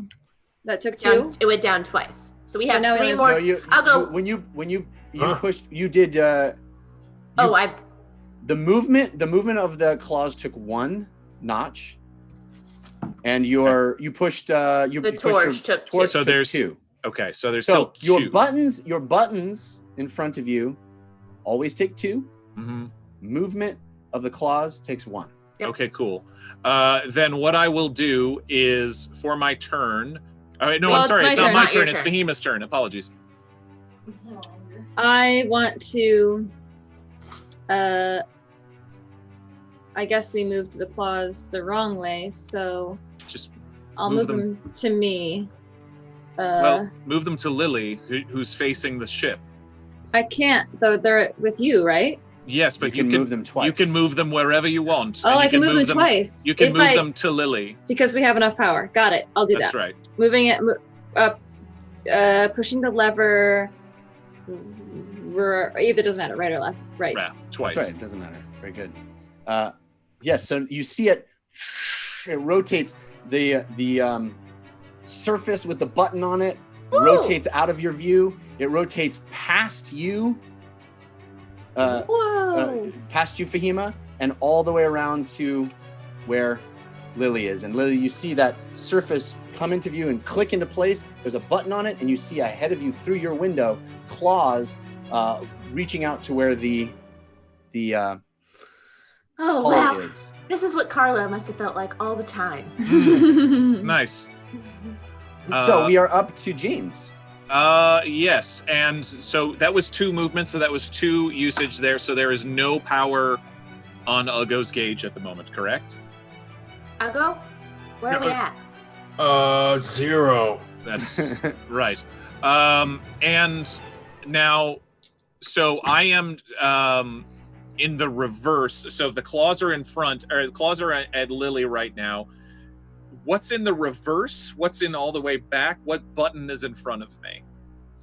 The button that you always have in the green position, which is your plus sign. Oh, that never Only changes. the claws. No, those Only the never claws change. rotate. Only the claws change. Okay, then I'm just going to turn my crank twice. Okay. Yeah. Roll 2 d4s. That's a 2 and a 1. Great. So, Ugo, you see that move up on the meter, on the It gauge. went up 3, you said? Yeah, Yep. 3 total. So Okay. we are back to Ugo. I really want to pull the lever. I'll go. I know. I don't want to drown either. So,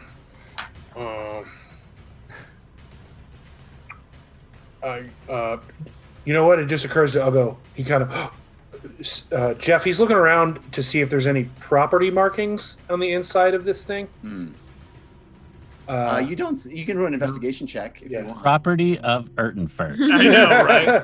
It feels like Advantage. You have advantage like from him. Z-Man 9018. It was countered by Grimfaded. Oh, Cool. Investigation is 14. You do not observe any kinds of property markings or indication of. hey, you guys see anything that just says Urtenfurt in here? no. Just don't hit the spiral button, please. Just don't. I think we're finally getting this figured out. Okay, well, we have 3 on the gauge. What do you want me to do? well, I think maybe I can grab it. I don't know. Okay. I don't know. Yeah, I don't know what you can do right now, buddy. All right, then I'll wait. Okay. All right. So you can either hold an action or. I will just- hold. Yeah. I'll hold. So Civ, you're up.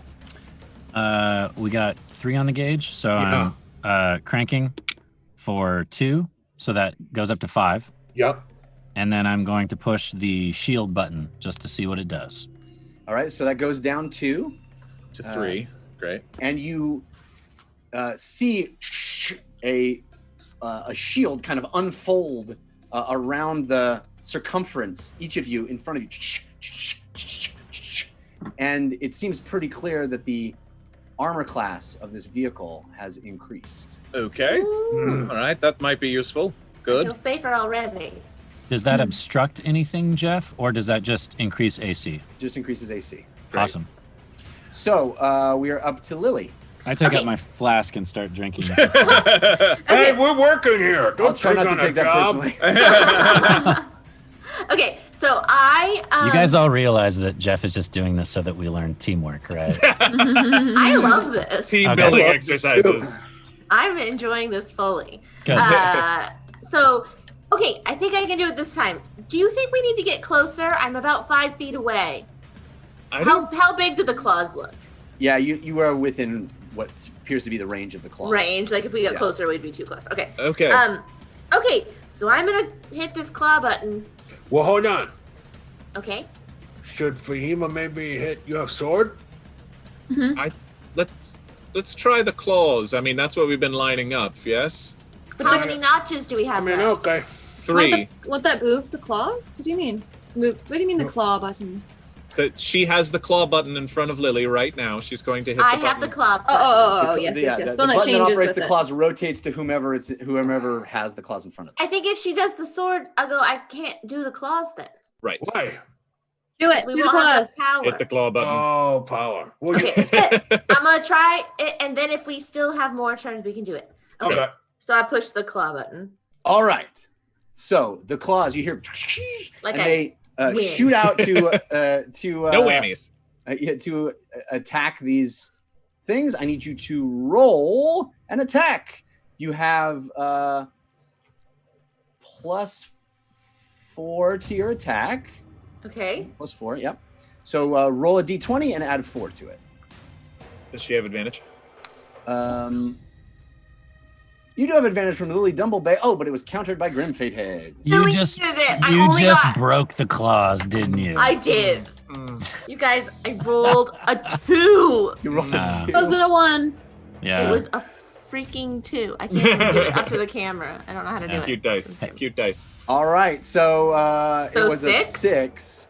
So you managed to kind of knock into the bottom one, but you're underwater. This thing, we're imagining, the Abyss or some movie where this thing is trying to operate this thing in a effective manner. You push the button and it goes out, and it maybe knocks one of them a little bit, but it doesn't seem to dislodge any of the barnacles. Okay, we only have one left. That did not go well.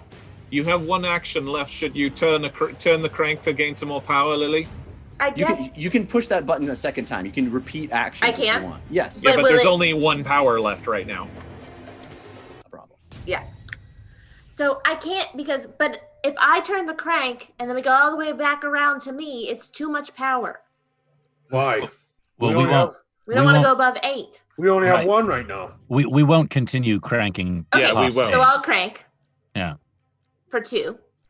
All right. So Uggo, what are we at now? 3? 3. Okay. Fahima? I will. You should hit the sword button. Yeah, try the sword button. Yeah, I'm gonna hit the sword button. Yeah. All right. So again, you feel this discharge of energy. The meter goes down 2, and it seems pretty clear that the claws themselves are, they've opened and they are more effective at landing an attack. Oh, interesting. Okay. The claws look way better now. Whatever you did, Fahima, Like that was... blades? Like little blades stuck out on the claws or something? Yeah, Hopefully you have improved your attack roll until her next turn. All right, roll. Then I cranked and I rolled a 1. Nice. We're at 2. All right, James is up. I'll start by cranking once, which is a 1. So 3. And I'll crank again. For 2, so 5 total. Just getting close to the red one. Okay, yes, yeah, and that's my I'll go. turn. You're up. There are 3 more notches Yes. left. Should I pull the lever? I think the levers probably raise and lower us, if I had to guess. That was Pulleys. The pulleys, the up and Oh. down. The switch, he's talking about the hatch symbol switch. Yeah. That might be how we release them once we get them. I have no idea. Okay, I'll wait. Okay. Okay. The tease. Civ, you're up. I mean, I'll push the shield button again just to see if we can get even more armor class. Takes 2. Okay. It seemed to have dissipated when it's once per round, right? It I increases your see. AC per round. Yeah. So, So I have to do it every round to keep it going. Yeah, Correct. the same with the sword. Got it. Got Or it. not. Got it. Okay, got so it. it was at 5. It dropped to We are- 3. That's right. Okay. Yeah, And we got now- big now, yeah. Now it's up to 7. Oh, crap. We are really close to it. Careful, There's only careful. one until it go the red. All right, Lily, you're up. Then I'm going to push this button again and I'm going to do a better job. All right, so roll your attack. You have advantage from Joker 38. It was countered by Bingle and Flames. Bingle Now, and Flame does it still a company plus releases 4, it. or did with the attack increase, does she get a higher plus now? I'm sorry. You rolled a. I'm Sword. sorry. Fahima, you had the sword symbol, right? Yes. Yeah. Roll a d6. Roll a d6, please. Okay, did it. 2. No, yeah, 2. Oh, you both rolled a 2. That's creepy. I should have had you do that and Civ do that when you pushed your buttons. Lily, you add 2 to your attack roll. So it's a plus 6. Oh. So plus 6 or nice. plus Yes. 2? Okay, plus 6? Plus the Okay, original 4, so that's a plus Right. 6. Correct. Yeah. Okay, great. So 14. So it stacks? Because I did not Yeah, roll. you already have a plus 4, and then if you add your modifier to it by pushing the button, you get to add a d6 extra, just like Civ gets to add a d6 extra of defense. Makes sense. I got a 14. All right, so yeah, you knock these things. The claw extends and crunches into a bunch of them. They kind of they look a little soft almost, and they pop off, and a couple of them kind of fall into the murky depths. And you can lean out, Lily, and look over, and they're kind of glowing pink as they sort of pulsate and drop down. You knocked off a fair number of them with your 14. Nice. I guess I'm going to just do that again. That seems Yeah. to work. Okay. Yeah, try another one. There's more in front of me still, because there was a lot there. Yeah. When she pressed the button, it went down 2. Yes. That's correct. Yes, so it's down to 5. Okay, so I'm gonna press it again. So it goes down to 3. Do I have advantage for real? You have advantage from Aegis 13, countered by Grim Fated. Still adding the +6 though. Still adding the +6. Oh, Lily. Listen, I rolled a natural 1. Can't you give yourself bardic inspiration? You I can. wish, Yeah. but not after I roll it. No. I should have done that. Did I mention I was drinking from my flask, Jess?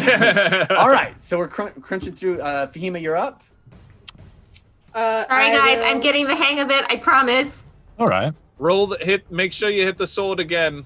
Yep, I'm gonna hit the sword and I'm gonna crank. So I'll roll for the sword. That's a 6. Nice. You gotta crank first, right? So you got +6, +4. She's So you got fine. a +10 on the next attack. So that took down 2. So now we're 2 at energy 1 from- power. Down to 1. The meter. And we get 5 more. Wait, no. Wait, you gotta roll a D4. No, you got to roll a D4 for Oh, that. D4? Yeah. Oh, I've been rolling a D6. D6 for the Don't tell sword, me. D4 I don't have to for the admit it. energy. Don't say anything. Well, I've been rolling 1s and 2s anyway. That's a 2. All right. 3. 3. Very cool. All right, I got this. We got this. It's fine. I've been rolling 2d4. Isn't that what we're supposed to be doing? I've been rolling a D20. I Now told we're you all I guys to wanted hold to on do to your is- hats this episode. I had a. All I want to had do a- is pull the lever. That's all I want. Okay, my turn. The crank Yes? is 4, and the powers are 6. Yeah. All right, Okay. James, you're up. The crank. Yes. Yeah. So the crank is at 3. Yes. Yeah, And there's 3 of them. all right. So I will crank one more time for another 1 for 4.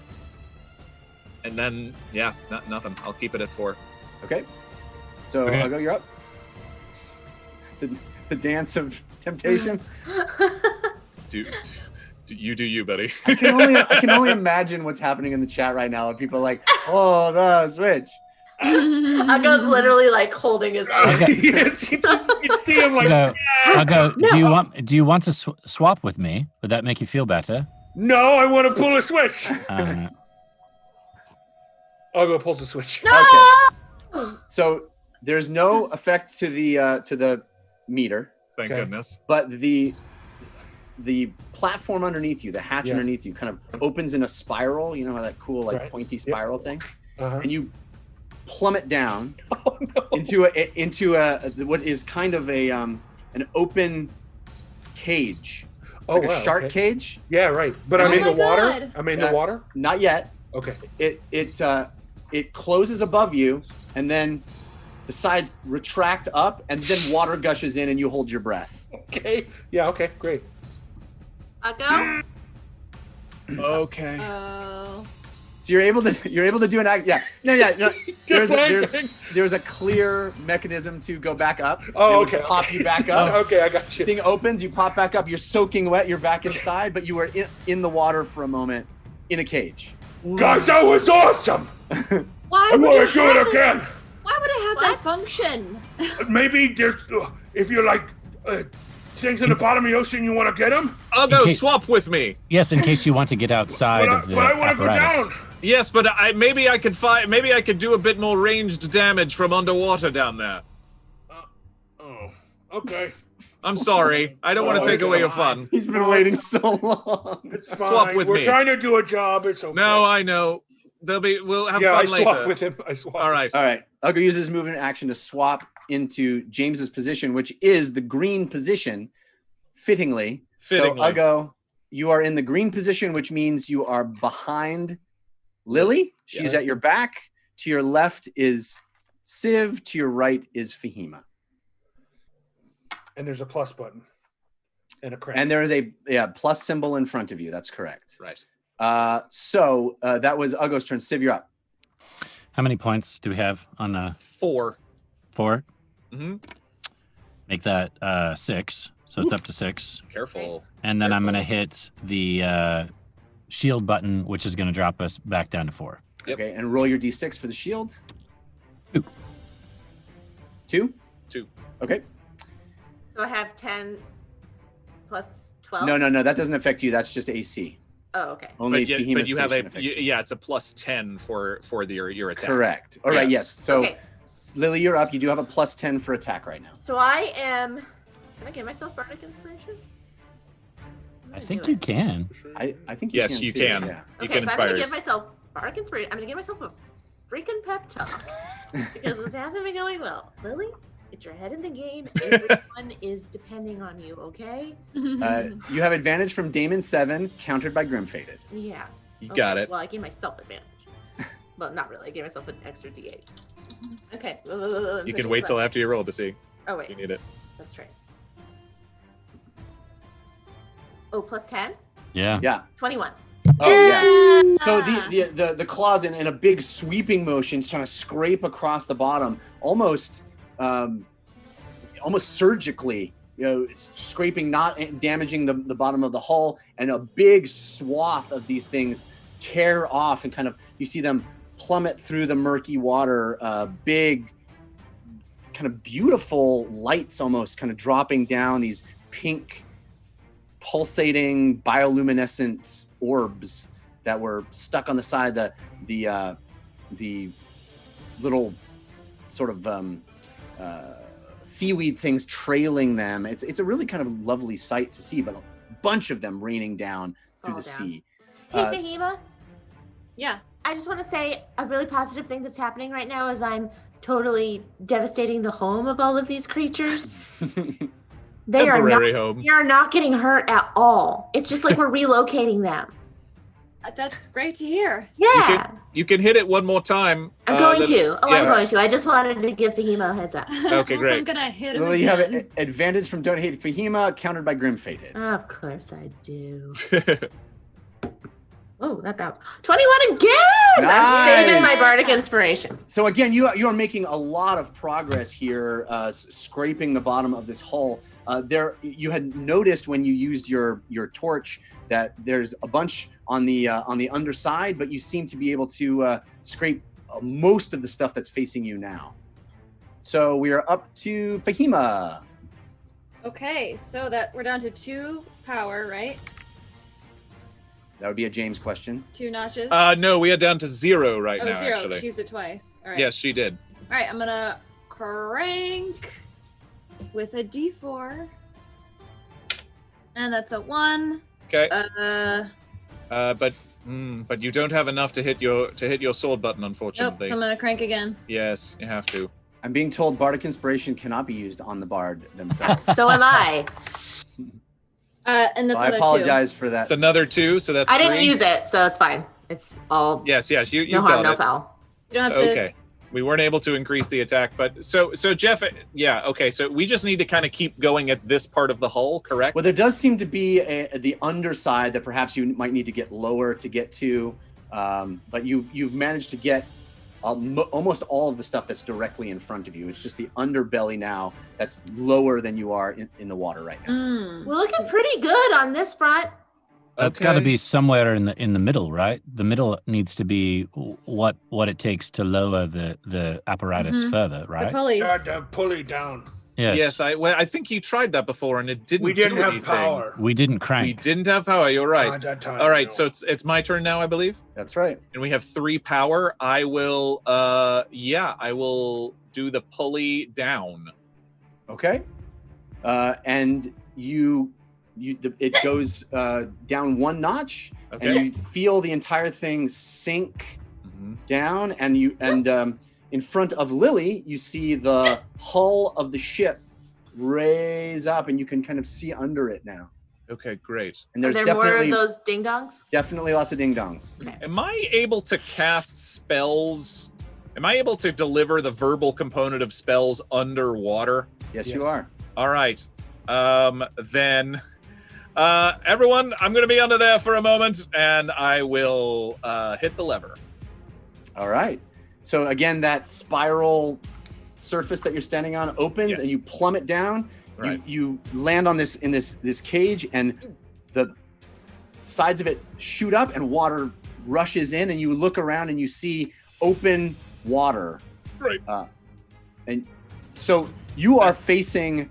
You are in the middle. So you have actually, as did Uggo when he was down there, a uniquely 360-degree view where everybody else has a very narrow view. and you can turn quite easily and look at Lily's direction and see the underside of the ship there. Can I see James? No, he's underneath the apparatus. Oh, Okay, I so don't want to that- say anything while he's gone. That's my turn. Well, I mean, you can. Yeah, you can hold your breath probably for Yeah, I'll be a number of fine. minutes. Yeah. All right. So I hope there aren't any sharks down there. I will say that. Well, it's funny that you should say it. It's funny you should say that, Siv, because roll me some perception. Me? James. Yes. Okay. You have do I advantage from Z-Man 9018. That was countered by Grim Faded. Oh, thank you, Z-Man and Grim Faded. 13. So as you're in the water and you're scoping out the underbelly of the ship, you look down and you see where those pink globules, still glowing, are dropping down. Mm-hmm. And then you see a mouth come up and bite a whole big chunk that Lily had knocked off and swallow all of those globules whole. Oh god. What you see, what was your perception? 13. 13. So what you see is a very large shark-like creature with a wide head and a couple, maybe 3 or 4 antennae coming off of it that have little balls at the end. Are they the little cool glowing balls? Yes. Yes. Exactly. I love that fish. It's a giant angler fish. Yes. It's a massive shark that has these kind of great. It's a phototaxis shark. Okay. Great. I'll just tell you. Yeah. Okay, so that's terrifying. How far below us is it? It's awesome. Quite a ways now, but it seems to be drawn to these glowy bits that it is. And how many, now that we've moved a little bit lower on the hull, how many glowy bits are still left on the hull? Quite a few that are still on the underneath. You know, if you imagine a ship's hull, there's a flat surface and then sort of the underside where the keel is, and then the other side. So you managed to scrape a lot of this front surface, but there's still a bunch attached to the underside. And we have to like work our way. But we're in a position to keep getting them from where we're in right now. Yes. Yes, you dropped lower and you're able to do that. Great. Okay. Well, that's my turn. I'm hanging out underneath. All right. I'll go. You're up. Powers at 2. Am I supposed to get in his seat? Yes, I'll go. Oh, okay. And I get in the middle. No, I think the power is at 2, but James isn't responding right now. Yeah, what's the power at right now? What's the gauge read currently? 2. It's at 2. He's underwater. No, but I'm asking you with my eyes. He won't tell you. I'm telling you, it was I at can 2. look. I can see them. Why wouldn't he tell me? No. But you don't know what It's the a power is. gauge. You aren't in that position anymore. I He said I just got moved in. in. Yeah, it just moved. Oh, you moved. I'm sorry, I Yeah. didn't catch that. Okay. Yes, it's 2. Pardon me.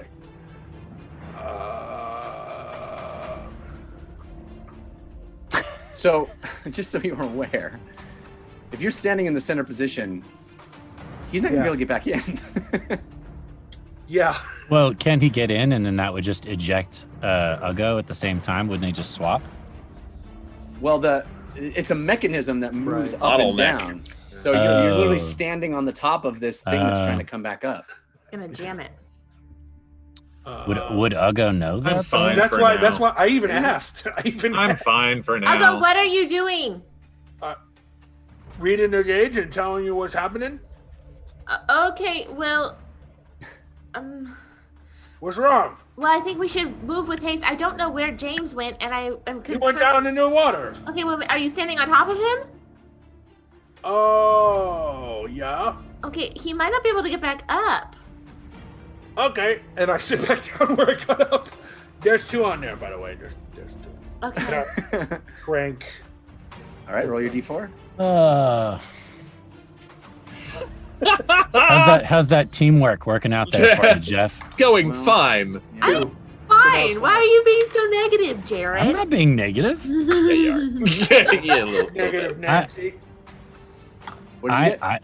I got 2, so we have 4 now total. Yep. All right, Siv, you're up. We have 4 total. Mhm. Yes. Okay, so we have 8 now, Okay. and then I'm gonna push the button to put the shields back up, so that'll suck us down to 6. Okay. And so that's underneath plus- the ship, James, you see these shields kind of deploy on the outside, and you also see this shark coming at a pretty high speed up, sort of following the trail of glowy bits that are sinking through the sea.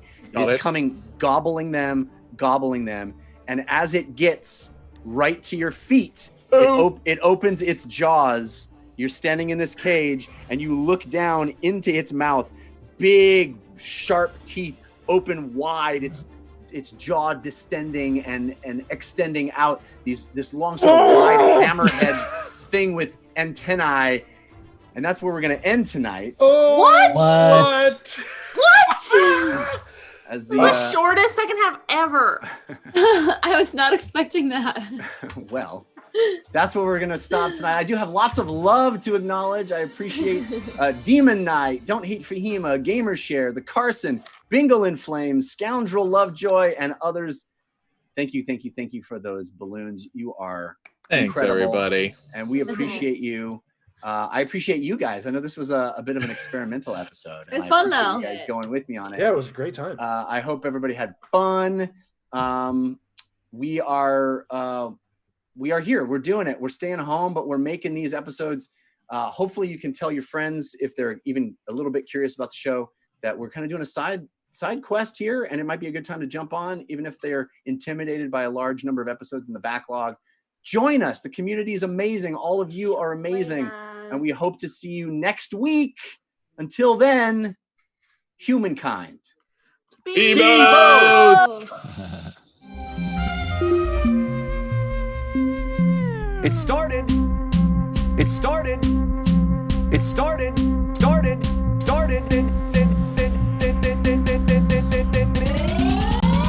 As a simple dungeon run.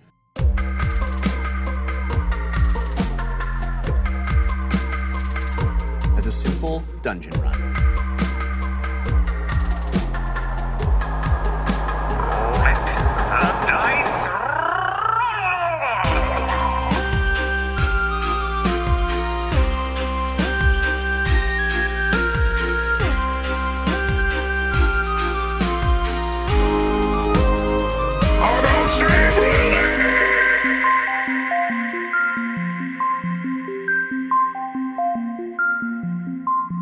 In a world where magic exists, anything is possible. Ah, life is pain.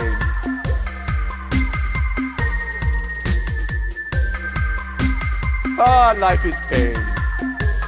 Pain, pain, pain, pain, pain. Meep, I love you. Come back to me. Meep. Meep.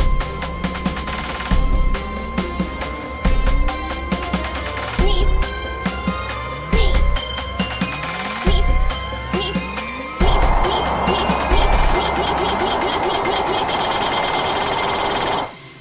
Meep.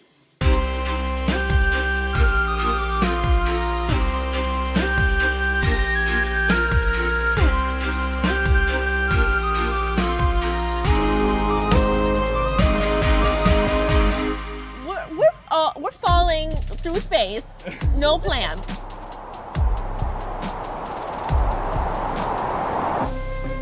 The island of Bingle is safe once again.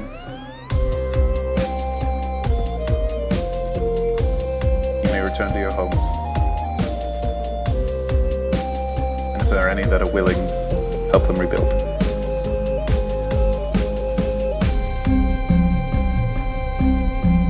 Humankind. Be both.